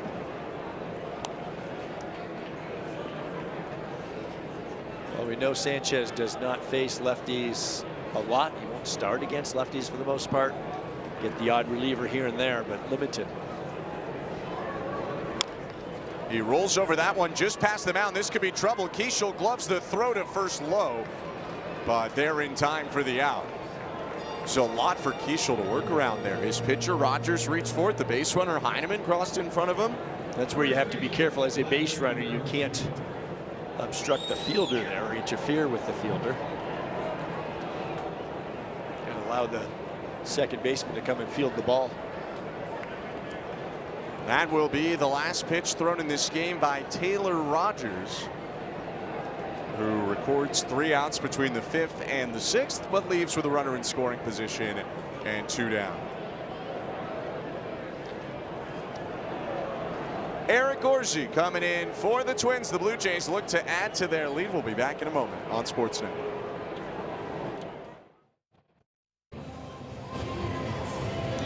Right-hander Eric Orsi into the game, a guy who used to beating the odds, not only because he was one of the last picks in the shortened 2020 draft, but a guy who went through a lot at a young age, pitching at the University of New Orleans. Twice, Orsi beat cancer, first testicular cancer and then a later melanoma diagnosis as well.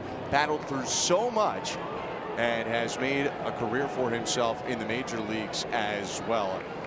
An easy person to root for on this Twins team, and his first pitch to Guerrero is lifted out to left field. Moving in, James Outman, he'll make the catch, and that does it for the top of the sixth. Blue Jays with a leadoff hit leave one on as Orsi puts up a 0 for the Twins.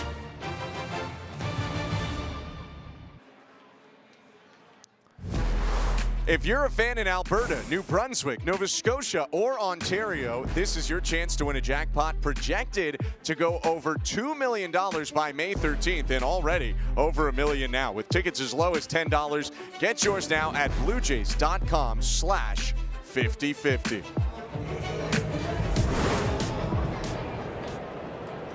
A sixth inning of work for Patrick Corbin begins in Minneapolis. And it starts with Ryan Jeffers hitting it foul 0-1. Thanks for tuning in tonight. Ben Schulman, Joe Siddall, Arden Zwelling. Jeffers had a first inning single, then struck out swinging on a fastball in the third. And for Corbin, if he completes this inning, it would be his longest start of the year. He's gone 5 2/3. He did that at Milwaukee on the 16th. Broken bat bouncer to third. Okamoto's got it, and there's one out. Destroyed the lumber there of Jeffers. Sure did. That cutter bearing right in on his hands, and that's the pitch that Jeffers hit a home run off of him in his first start of the season. But this location much different in off the plate. Okamoto knows he has a lot of time, takes that time to throw a strike to Vladdy.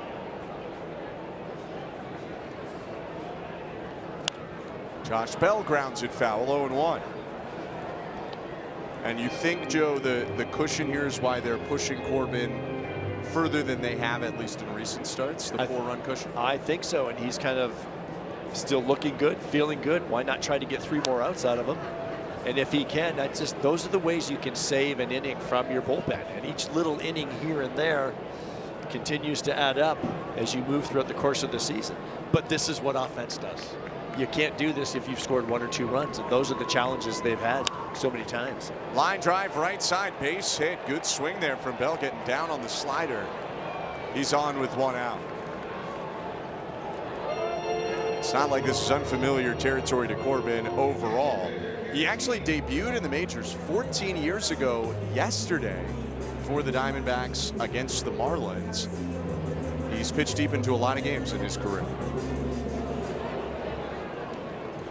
Clearly, though, the urgency may be heightening a little bit with a runner on base as Walker goes to the phone. I think things can happen very fast down there, right? How many times you've heard that? There we go, from pitching coaches or managers. Caratini says he was hit. John Schneider with a hand up, though, in case the Blue Jays want to challenge. It was Caratini who pointed it out to Jacob Metz. Now Drew Butera on the phone. When managers say things can happen fast, this is what they mean. Base hit, hit batter. If somebody runs into one, all of a sudden you've got a ball game. And it's just like that. That will be the start for Patrick Corbin as John Steiner comes out and makes a point to the bullpen for Braden Fisher. You can see Guerrero encouraging Corbin right there. He pitches into the 6th and leaves with a 6-2 lead. Fisher will try and finish off this inning. When we come back, it's the Blue Jays leading in Minnesota.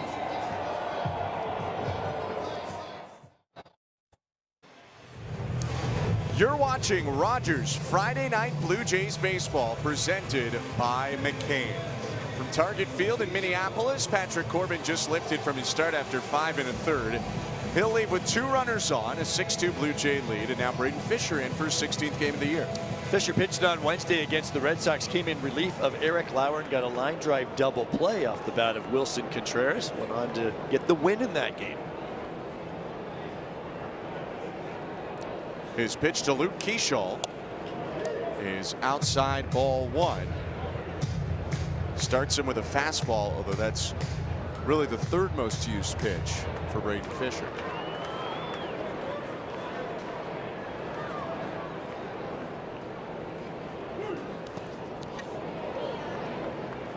Here's his slider. We'll see a lot of that from Fisher to right-handed batters.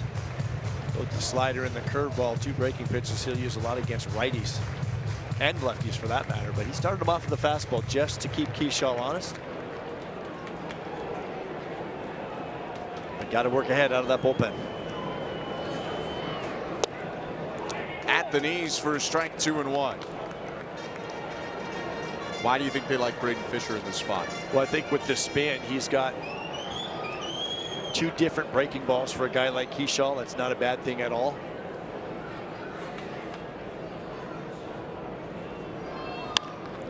In the air, center field. Varsho going back, still going to the warning track to make the catch. Bell back to second. And there are two down as Braden Fisher uses the field there for the second out of the inning. He uses the field.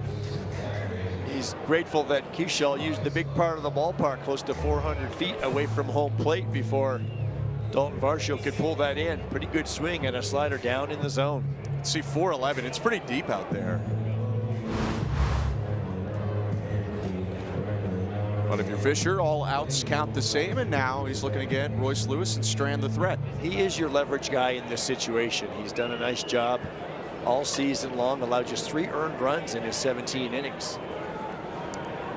Lewis does have one career hit off Fisher in 2 at-bats. It came last year. Pretty good pitch right there, but it's ball 1. You trust him against both righties and lefties. Bridge that gap before you get to your leverage guys down there. 1-0. Swing and a miss.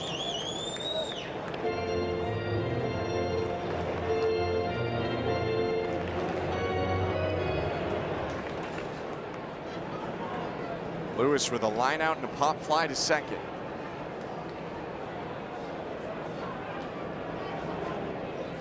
Swings and misses again. That slider was a little elevated, and Lewis was underneath it, it seemed. 1-2. Mason Fluharty threw a fair number of pitches yesterday, but they might need him today as the Blue Jays lead. And Lewis is going to send that in our direction, and it'll drop foul. Well, Mason Fluharty should be busy tonight because you've got those lefties on the bench for Derek Shelton. If he does go to one, this is your counter move. Clemens is on the bench, of course, and he's got power potential. Larnach, Wallner. Tristan Gray as well. All 4 are lefties. Swing and a miss. Strike 3, pitch in the dirt. Tag applied by Tyler Heineman. Fisher does the job, and coming up next inning, a guy who's already left the yard twice today, Kazuma Okamoto, leads off. Well, Kazuma Okamoto made some significant adjustments recently in the batter's box to cover sliders like this away from him. He moved further back in the box, slightly in towards the plate in response to pitchers consistently getting him out away. So what's Richardson do his next time up? He throws Okamoto a splitter in because he doesn't want to go back away where he just got hurt. Kazuma Okamoto made his living in Japan, turning on splitters like those in and pulling them into the seats as he did there. That's why Okamoto made those adjustments in the box, not only to close the hole away from him, but to force pitchers to throw more of the pitches into him that he handles best. And it has worked out for Okamoto, who's homered each of his last 2 times up. He's the first Blue Jay to homer in back-to-back plate appearances in a single game since Davis Schneider did it in August of last year against Simeon Woods Richardson. They have his number. They do. Alejandro Kirk did it in September in back-to-back plate appearances, but 2 different games. That was late in the season last year when Kirk almost single-handedly took them to the division win. 2-0 pitch, called a strike, fastball right there.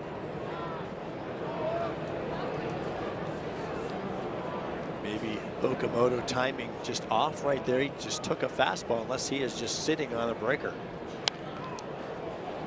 It is a lot of splitters from Orsi. Perhaps he had picked that pitch on 2-0. Interesting. Do you pick a pitch and a spot in a 2-0 count, or just one or the other? I can't imagine he's sitting on that pitch 2-0. He could have been, and then the fastball goes by, she just let it go. That's what can tip you off sometimes when a hitter takes a fastball right down the middle. Makes you think that they're probably sitting on a different pitch.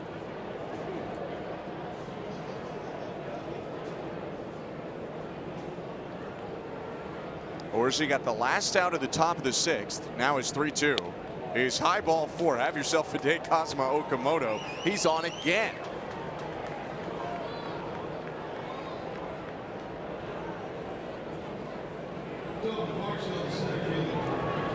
Things are really starting to turn for that guy. And still he's only about 30 games into his big league career. And I think we'll keep seeing that chase come down. We saw it pretty high in the first month of the season.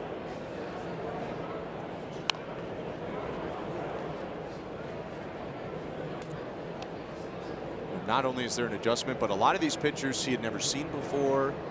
The more the year goes on, now you've seen the Twins twice, so you've seen Simeon Woods Richardson before. Now you've seen him again.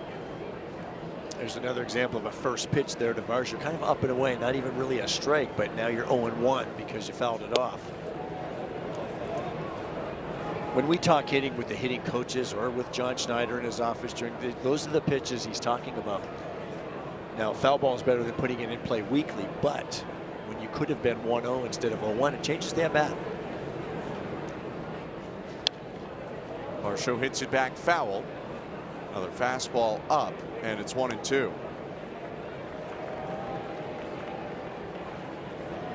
David Popkins was with the Minnesota Twins before coming over to the Toronto Blue Jays.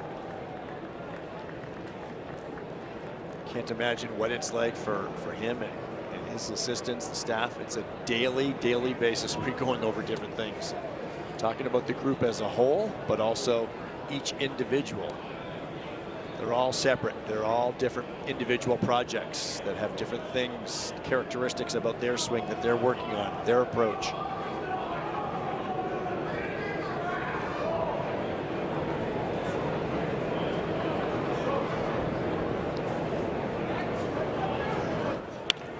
Hit on the ground to shortstop, and a toss across to first there by Lee. Catch every pitch with Canada's most reliable 5G Plus network and best 5G Plus network. Rogers, we got you. Bit of an interesting play there. Thought maybe Brooksley would think about turning 2 on that one. Admittedly was looking more at him than Keishall, so potentially his partner up the middle there wasn't over to cover. But the Blue Jays benefit as Okamoto's in scoring position, and a 3-for-3 Lenine Sosa takes a strike.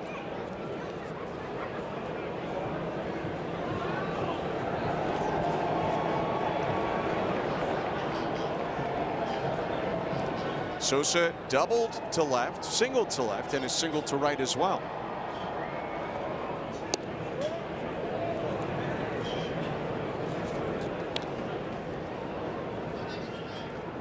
Guy who hadn't played a ton recently, dealing with a hip ailment that also might have caused some other lower body discomfort. He looks fresh right now, though. Swinging the bat tonight. Good splitter, gets a whip from Sosa, 1-2.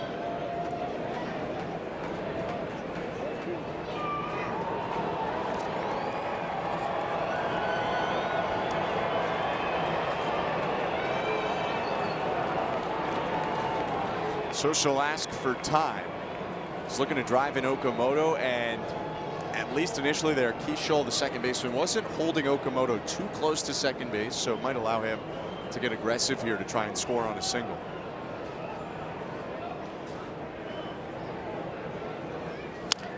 One-two pitch is grounded to short. Lee gloves. He throws across to first, and Bell brings it in, 2 down.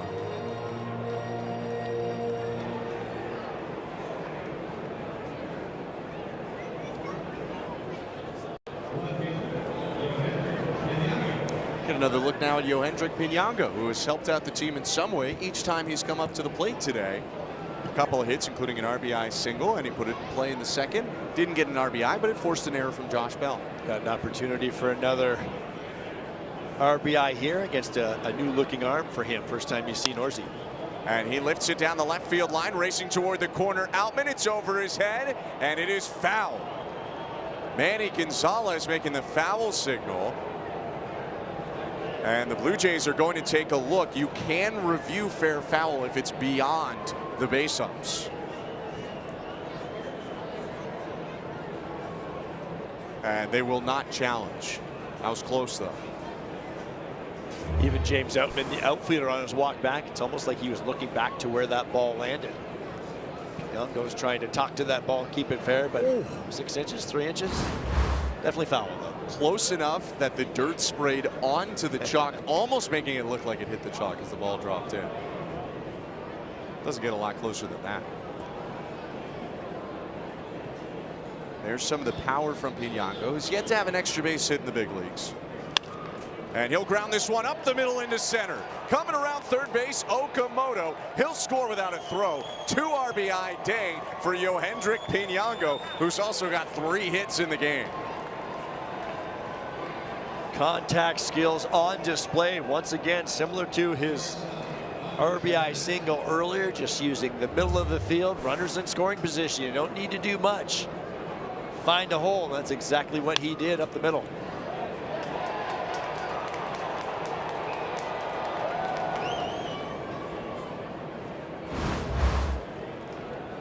You can see why he keeps getting more and more playing time the longer they get to know him.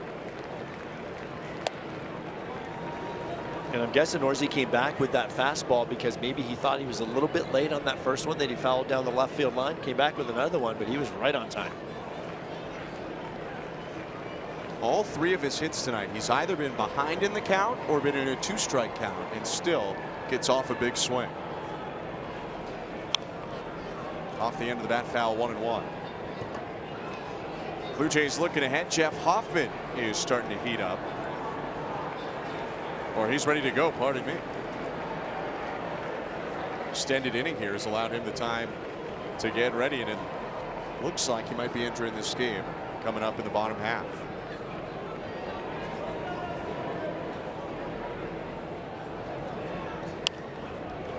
Pop up off the bat of Jimenez. Third baseman Lee makes the catch, and that will do it for the top of the 7th. Blue Jays up 7-2 at the 7th inning stretch on another RBI hit from Yohendrick Pinango. The strikeout spotlight is brought to you by Subway. Eat fresh, feel good. Well, Patrick Corbin was using the entire zone, a lot of that sinker changeup combination that we had talked before this ball game. And when he is pounding the zone and finishing his pitches, this guy's been doing this a long time, and I think it just took a little time for him to get acclimated, to get back into the groove at the major league level. And this is a completely different pitcher that the Minnesota Twins are seeing here tonight than they saw in his first start back at the Rogers Center earlier in April. Pitches into the 6th inning. Just 2 earned runs, 1 walk and 4 strikeouts, but a very good effort by Corbin again, and he is really looking comfortable now in this Blue Jays rotation. What a boost this has been for the Blue Jays. They needed to fill a gap with injuries in the rotation, and he's more than filled that gap. They were looking for innings, but they're getting higher quality innings than maybe most outside would have expected. John Schneider did say they didn't want to sell him short with a lot of experience. They did expect a lot out of Corbin, and he has delivered. Now Jeff Hoffman into the game. And his pitch to Brooks Lee is called a strike. Hoffman pitched on Tuesday against the Red Sox, a scoreless inning, striking out a pair, and he was excellent. That was the Trey Yesavage start. Bullpen was great after him. Fluharty, Hoffman, Rogers, and Varler. And for Jeff, a big focus right now is advantage counts. He told me at the beginning of the year, it felt like almost every time someone made contact, it was a hit, and that he got a bit more timid to contact because of that. But then he got into counts where guys would come up with even harder contact, and it just kind of devolved from there. 2 good fastballs to start out here. Splitter tapped on the ground to third. Okamoto has no play, and that is tough luck there for Hoffman, who generates some weak contact, but it was well placed by Brooks Lee. That is some very tough luck. Two good fastballs to get ahead, and he throws the splitter really where you want to throw it. Left-handed batter just throws the barrel at it. Not much you can do about that one. But the big thing for Hoffman, which he did do there, he told me it's about racing to 2. Can you get to 2 strikes before 2 balls and get ahead of the hitter? 1 ball, 2 strikes, or 0-2. It's pitched to Outman. Swing and a miss. Gets ahead with a slider. That's a good slider right there. Do you see that sharp, sharp break just biting down underneath the swing of Outman? That's almost more of a wipeout looking slider as opposed to an 0-0 first pitch slider.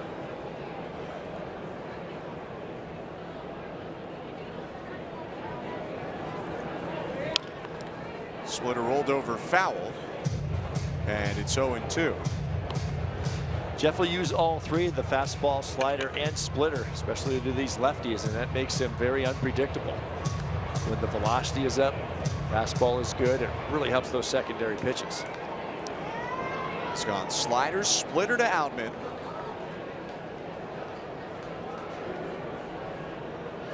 Oh, 2. Foul tip, strike 3. Ran the fastball up to 97, and Jeff Hoffman continues to rack up strikeouts. Outman saw them all, slider, splitter, and then he went upstairs and away with that fastball. A little bit of a lower arm slot this year, and you see that ball tailing, running away from the left-handed hitter. That's his 28th strikeout in 13 innings of work this year. Swing and a miss by Byron Buxton on a slide.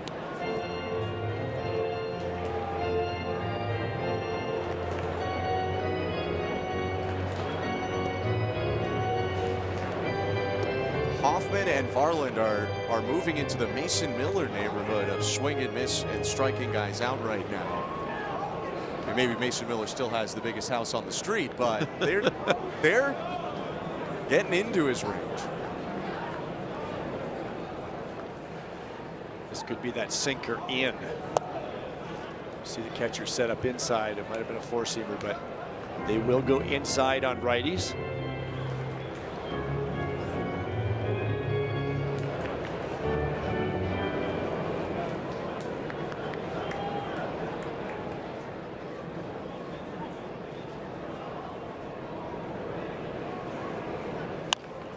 On the ground, up the middle, Jimenez charges. His only play is first, in the throw wide. Vladdy tried to tag.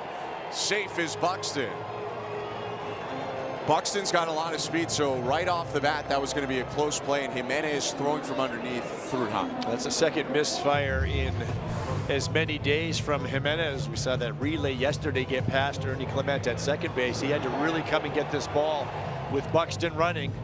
You have to hurry, and he just didn't quite finish it, pulling Vladdy off the bag. That'll go as a base hit for Buxton. Well, if you're Jeff Hoffman. Well, that's what he's saying. Every time the ball gets put in play, it seems to be hit. Those balls haven't left the infield grass. Wow. And now with one out, Austin Martin up. Pitch down and away, ball 1.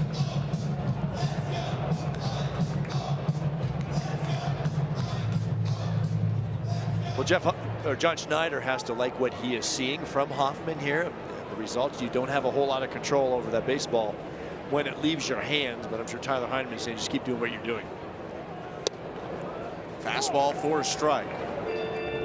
One thing that he mentioned too in terms of getting into counts, he said if I fall behind 1-0, I don't want that to be like it's bad and now the at-bat's going in the wrong direction. That's part of the race to 2. It's about getting ahead, but if you fall behind 1-0, battle your way back and just be in the zone. Get to 1-2 somehow. Trust your stuff, right? Trust your stuff.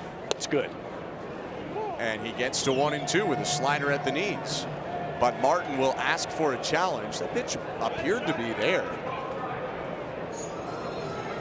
But let's see. Twins do have 2 ABS reviews left. Now they have 1. That pitch will stay a strike.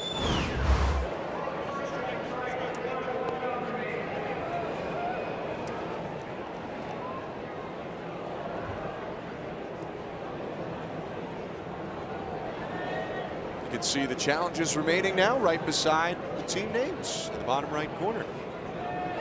Toronto with 2, Minnesota with 1.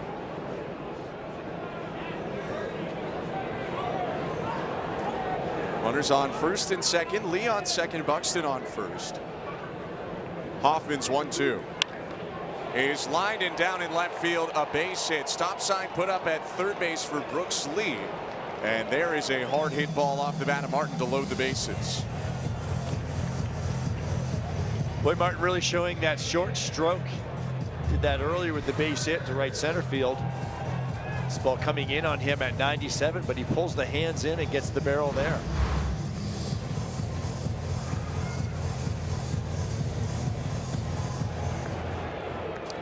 (7-2) Blue Jays, but the Twins threatening in a big way. Bases loaded with one out. And Ryan Jeffers, who's got a lot of power coming up to the plate.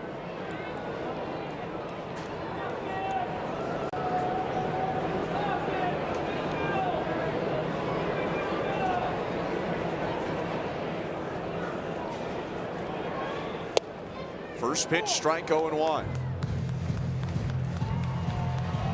He might be catching some hitters off guard with a first pitch fastball like that. And to me, that's still just pitching to the scoreboard. You are up 5. Bases are loaded, but so important to get ahead. If you have to do it with the heater, do it. He does. It's 4 for 5. First pitch strike so far is 0-1. He's hit well out to center field. Varsho going back to the track, makes the catch. Tagging from third base, Brooks Lee. He'll score. Tagging from second, getting to third, Buxton. And a sac fly makes it 7-3 for the Blue Jays over the Twins.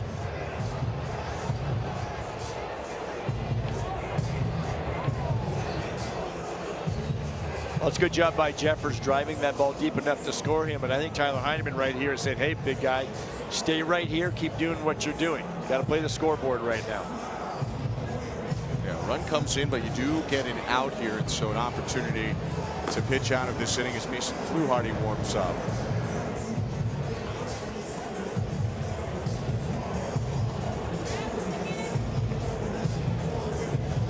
Some soft contact started this rally, but the line drive and the sac fly pretty hard hit off the Twins' bats. But I like his approach. I like how he's pounding the zone. I like how he's being aggressive with the fastball. Pitching to the scoreboard, right? It's 7-2. And if it's 3-2, you have to be a little more careful. You might have to mix it up a little bit more. He'll face Josh Bell with Martin on first and Buxton on third. Martin liable to run. He was caught stealing earlier in this game. Bell hits it on the ground to the shortstop Jimenez, who gathers and throws to first to end the inning. Twins get a run, but the Blue Jays will take a 4-run lead to the 8th inning. Time now for an update with Brad Fay and Kevin Barker.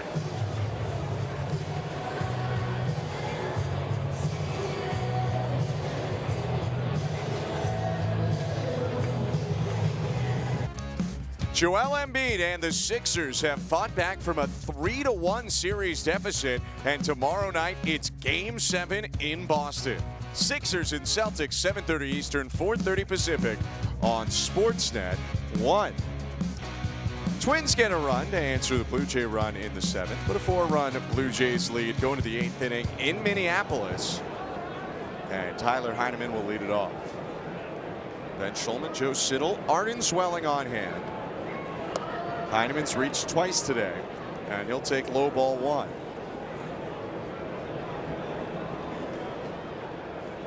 He went first pitch swinging his last time to hit the single, but he has worked some of those longer plate appearances he talked about yesterday to me, and now he'll take a splitter for a strike, 1-1. I was kind of eavesdropping on your conversation there at Heineman's locker, and I heard that about seeing more pitches and swinging at more quality pitches, pitches that you could do damage with. He had felt like when the year started, he pretty much felt like himself. Then he had the bout of back spasms that kept him out, and he said, you know, we're already down a catcher, so I kept doing my work, did everything I could to get back as soon as possible, but just did not really feel very connected in his swing. Felt like, you know, you want it to be one fluid Makes motion, sense. I think. I mean, I didn't hit well at Thornhill A-ball, but there's going to be a challenge on the 1-2, and if this is overturned, it would be a strikeout. It's a pretty close pitch. Caratini and Heineman discussing. It's a good challenge. That'll punch out Heineman.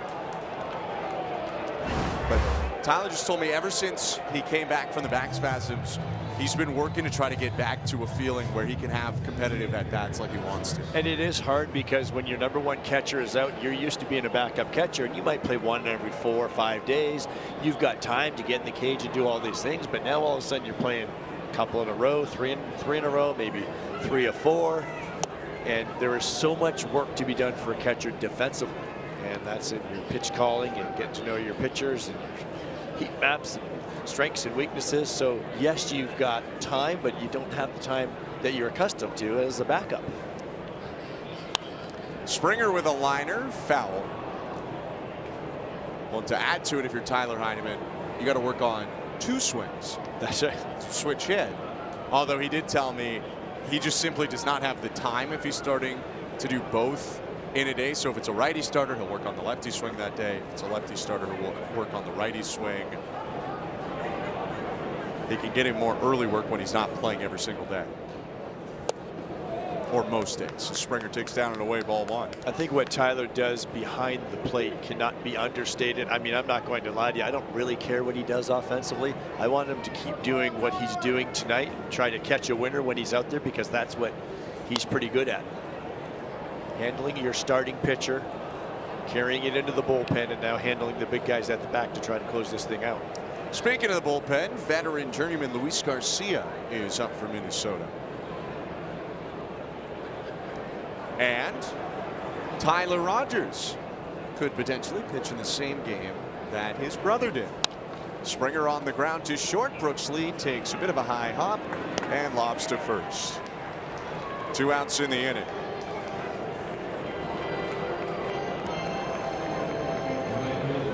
Well, it's a 4-run lead, but it still smells to me like a Rogers and Varland to secure this thing. Both of these guys are rested and ready. Neither's gone since Tuesday. It's the same for Hoffman, who just went the 7th.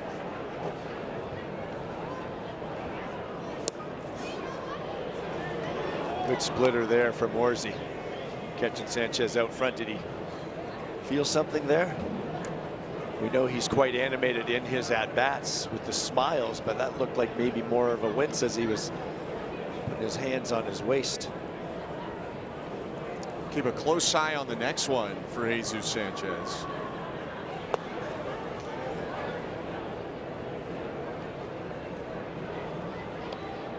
It looks a little different. It looks like he's wincing a bit in the way he just grabbed his back again. But then he smiles, and it's kind of hard to tell at times, but I think you're right. It can happen on a swing when you're way up front. On the ground, left side, third baseman Lewis will throw out Sanchez to retire the side in the top of the 8th. Blue Jays go down in order and take their 7-3 lead to the bottom of the 8th inning. He makes his offseason home 2 hours north of here in Brainerd, so safe to say it was an adjustment process for him after his surprise trade to the Blue Jays, but he has really settled in to his new role with his new team. It's easy to forget he scuffled initially his first month with the Blue Jays, and these numbers here include those struggles. So if he hadn't gone through that span in August where he had 6 straight outings where he allowed runs, 8 out of 10, these numbers would be even better. This of course also includes last postseason when he was magnificent. The biggest thing for him has just been improving his changeup. He threw it at the beginning of last season, but then shelved it after he allowed a couple of homers and a double off of it. Told me he didn't like the shape, obviously didn't like the results. Came to Toronto, and after that first month of struggles, Blue Jays pitching group helped him up the velocity on it, changed the shape of it with a slightly different grip, and now he's throwing it in the zone consistently. And since he's been with the Blue Jays, he hasn't given up a hit off that changeup bet. And that changeup got him 2 of his strikeouts on April 28th in his last save. Now Tyler Rogers getting very Tyler Rogers contact off the bat of Victor Caratini. 1 pitch, 1 out as Tyler starts to toss it around the horn. Well, sometimes you have to take it upon yourself. This is very softly hit again by Rogers, but he'll take it. Give the Schneider now into the ball game in left field. Miles Straw in right. Jesus Sanchez was holding his hip kind of last time, but these seem like regular defensive substitutions, so we'll have to wait to see if there's more on that after the game. Luke Keeshall takes a strike 0-1.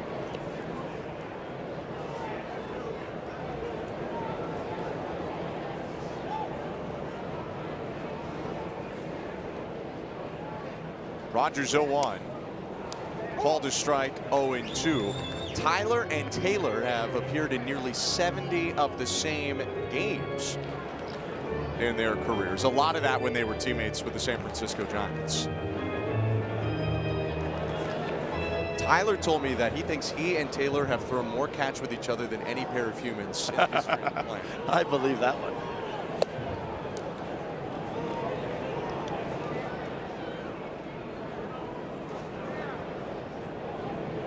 I wonder what it's like watching your brother from the other side. It's like he's your brother. You want him to do well, but your team's down 4.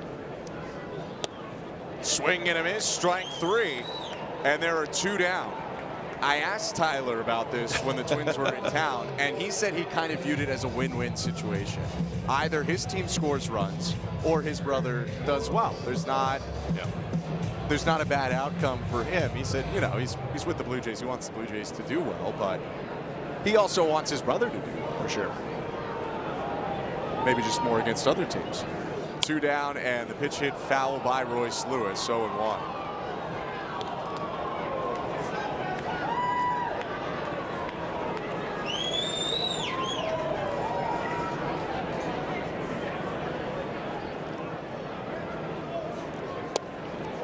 Breaking ball misses, but Tyler Heineman doesn't think so. He's going to ask for a challenge on that slider. Did it get that bottom edge? Just a little bit low of that. So the Blue Jays are down to 1 challenge remaining.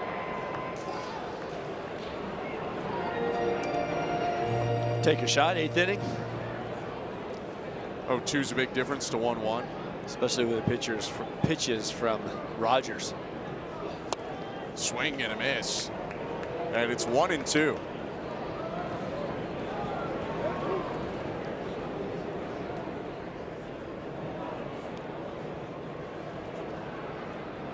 Submariner deals. And he got him. 2 strikeouts for Tyler Rogers, who's got a put out and 2 Ks. He did all the work himself in a perfect bottom of the 8th. On to the 9th we go with the Blue Jays leading the Twins 7-3, trying to even up the series in Minneapolis.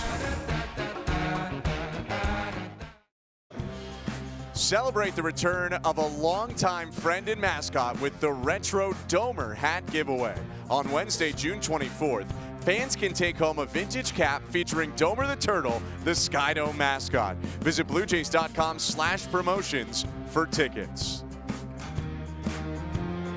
Lots of Blue Jays fans here in Minneapolis, and they're having a great time right now as the Blue Jays lead the Twins 7-3. Journeyman 39-year-old right-hander Luis Garcia in his 14th season takes over. Guerrero grounds the first pitch, foul. Lewis was about to play it out. It's 0-1. 39 years old. He was released by the Mets just a couple of weeks ago. Twins signed him. 7 games in total on the season. The sinkers and sweepers to the righties. He has really lived the extreme life of a reliever, even though he spent his first 6 seasons in Philadelphia. Garcia's pitched in 10 organizations in 15 or 14 seasons. That's at the major league level, I should say. 10 teams at the major league level. Guerrero lifts one out to left center. Buxton tracking it. And there's 1 out.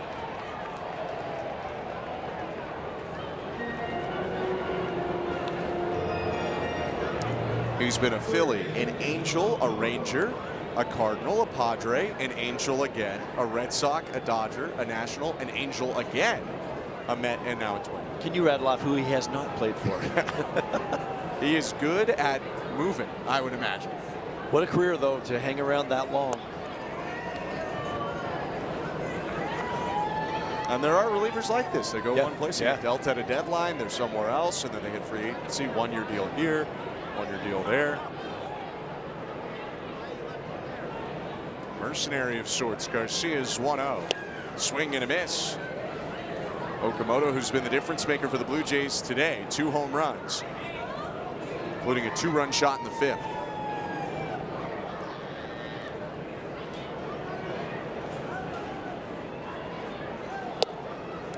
is the 13th Japanese-born player in Major League history to have a multi-home run game. Can you name the other 12? I was trying to a little. I know you would probably. I don't think I do. I don't think I have it. I mean, there's some obvious ones. And he drives this one left center field. Buxton going back at the warning track, and it's caught by Outman at the wall. Nearly a hat trick for Okamoto. 2 down. What a night for Kazuma Okamoto. Brendan Valenzuela says you need to hit the weight room. But wait a minute, he's already gone deep twice tonight. Just missing this pitch. This is where, as a hitter, you're jogging down to first, you're watching the outfielder, you're looking at the ball. You're watching the outfielder, you're looking at the ball. Just maybe jammed a little by the sinker. Just a little. It was running in on him. I thought he got the bat head out, but maybe not quite enough.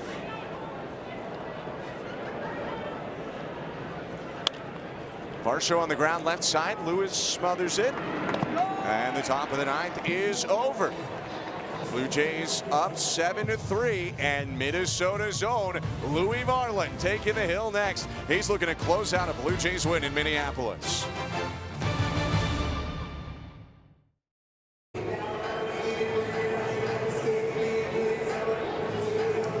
Blue Jays leading 7-3. Kazuma Okamoto with big swings in this one, and now they're looking to put it away. St. Paul's own Louis Varland taking over, not too far from where he grew up and on the mound that he pitched on for many years for the Minnesota Twins. He will now look to close out his former team and his hometown team. Louis was a starting pitcher and a swing man for the Twins for a few seasons, and he has really flourished now as a reliever. First pitch to Lee busts him in with a fastball and gets ahead 0-1. High velocity fastball, and he was more so a four-seam fastball slider pitcher for the first few years. Around 24, started throwing a curveball, and then he incorporated this. He's had this changeup, but as Arden described last inning, it's much harder, and that right there, and it dives down. A lot more movement down, and it has been a very good weapon against left-handed hitters.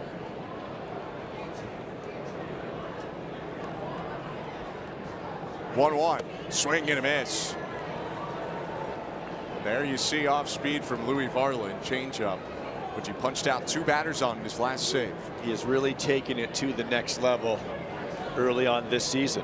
Four-seam curveball, he'll mix in a sinker into righties on once in a while, but the changeup's been an outstanding weapon. This one is poked down the left field line, racing over Schneider. It's foul. It's remarkable to me that here's a guy that's thrown, he told me he's thrown a changeup for a long time, but as Arden described, that they just tweaked his grip a little bit and that he throws it hard. He really lets it go. So it's a harder pitch. You tweak the grip because they've got all the resources in the world with these slow motion cameras and all that to see the rotation of the baseball to get it to move the way he does. Ground ball foul. 99 there from Varland. Not dissimilar when I talked to Dylan Cease about this. Slight tweak of his grip, and instead of being a show pitch, they wanted him to increase the arm speed on the changeup. What does that do when you get your arm moving faster? Well, the whole thing is you're going to throw the ball harder if you get the arm moving faster, but it's the deception now, because now it looks so much like that fastball. When you've got 99 in the tank, and then you come back with that changeup with that same arm speed, very tough for a hitter to pick up which one is which.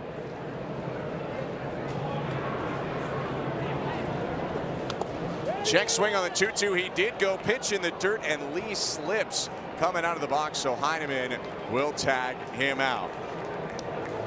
The Toronto Raptors, on an overtime 3-point eventual game winner from RJ Barrett, have forced Game 7 coming up Sunday on Sportsnet 1. Raptors and Cavaliers will go down to the wire. It was a big day also for Scotty Barnes, who went for 25 and 14 assists, and Jacoby Walter, the youngster, really starting to make a big name for himself, had 24 points on 4 made threes.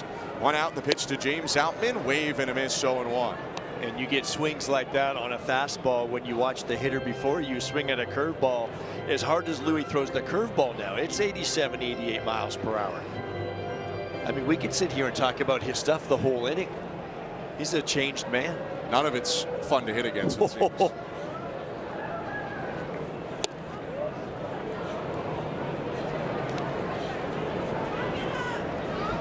Talking to some people around this ballpark, it was tough for a lot of fans here. The attitude of Varland, obviously the hometown connection.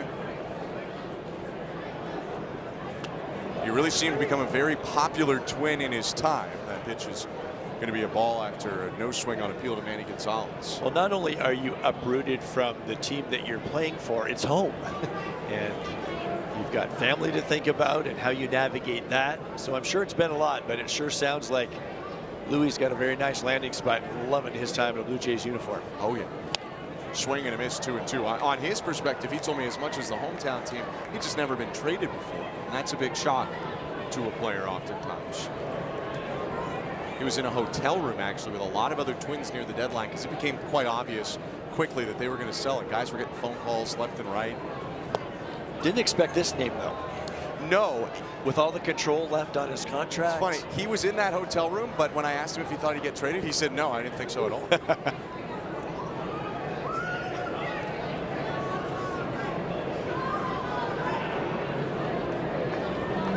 Payoff pitch to Outman is fouled back.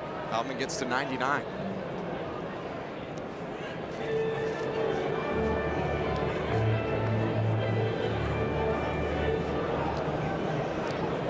Louis, it was fun to sit out there yesterday because the bullpens are so close. Told me Cole Sands was really giving it to him at one point. 3-2 again. And it's hit off the fist. A looper shallow left. Andres Jimenez makes the play.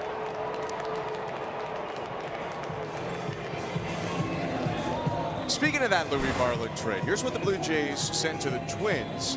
Alan Rodin, who was off to a nice start at AAA, maybe would have had a shot to come up, but unfortunately dealing with a labrum shoulder injury is out right now. Kendry Rojas did actually debut at the major league level in addition to what he's done at AAA. He was starting in the Blue Jays system, but when the Twins brought him up to the big leagues, that was as a reliever.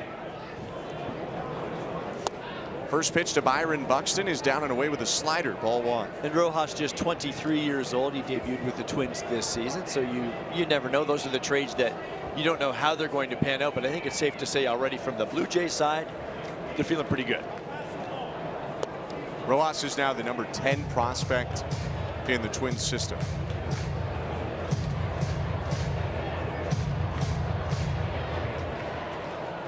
Blue Jays up 7-3 with 2 outs in the bottom of the ninth. 2-0 pitch to Buxton. Now 3-0.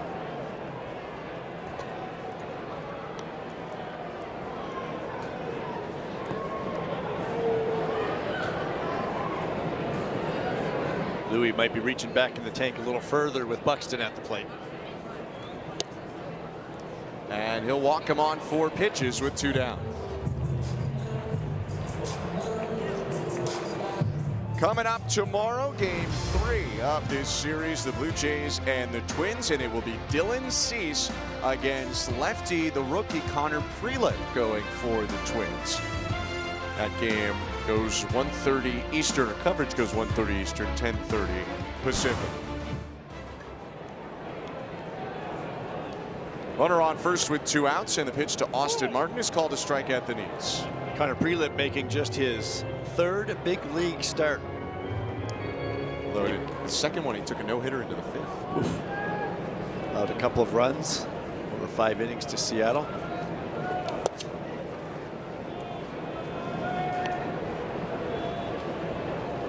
Louis Varland in a non-save situation, trying to help the Blue Jays even this series so that tomorrow they maybe have an opportunity to take advantage and get ahead in the series with Cease on the hill.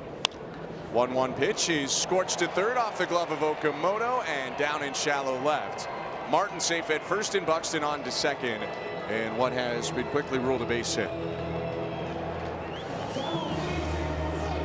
Austin Martin getting to that fastball from Varland, hitting it hard down to the hot corner, and it's a little too hot to handle for Okamoto. It's the 3rd Austin Martin hit of the game. Blue Jays are up by 4, but the tying run is now on deck for the Twins. If Ryan Jeffers can reach, tying run will come to the plate. Jeffers with a deep sac fly last time and a hit in the first.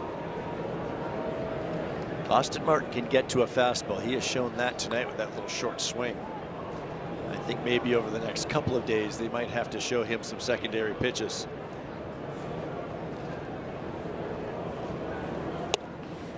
First pitch slider to get ahead of Jeffers. 0-1. Varland now pitching against a guy who has caught him plenty.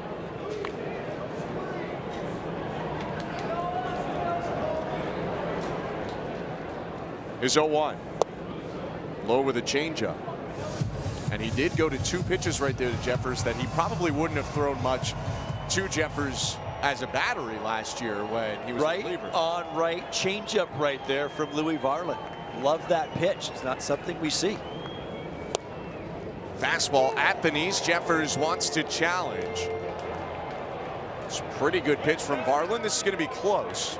Catcher on catcher crime here. And that's going to stay a strike. Twins out of challenges. Heineman for the win. It's 1-2. As Varland looks to put Jeffers and the Twins away. Blue Jays fans behind the third base dugout to their feet. The 1-2. Fouled away.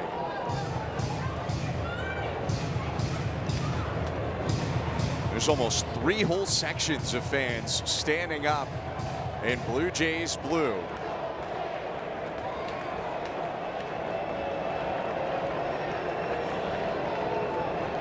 One-two again. And it's fouled off. Jeffers getting to 98. Elevated on the outside edge.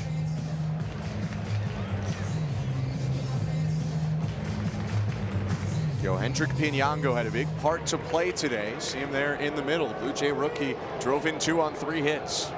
Varland's pitch. And he struck him out. The Blue Jays beat the Twins 7-3. Kazuma Okamoto had his hands all over it. And Louis Varland closes out his former team. Well, this is a nice win for the Blue Jays because of the way it went down. Nice effort by Corbin as a starter pitching into the 6th inning. But to put 7 runs up and the way they did it, they were gifted a couple of runs by the Twins defense, but Kazuma Okamoto with 2 home runs on the night. We mentioned his name, we mentioned a couple others as the Blue Jays hitters start leaning into a little power to get this lineup moving along here. The calendar is turned over to May. And the Blue Jays are 11 May so far. They're perfect in the month as they take down the Twins in this one 7-3 to even the series. Thank you so much for tuning in today for our great crew. Arden Swelling down on the field and Joe Siddle. I'm Ben Schulman. Have a great rest of your night. Time now for Sportsnet Central presented by KFC with Martine and Faisal.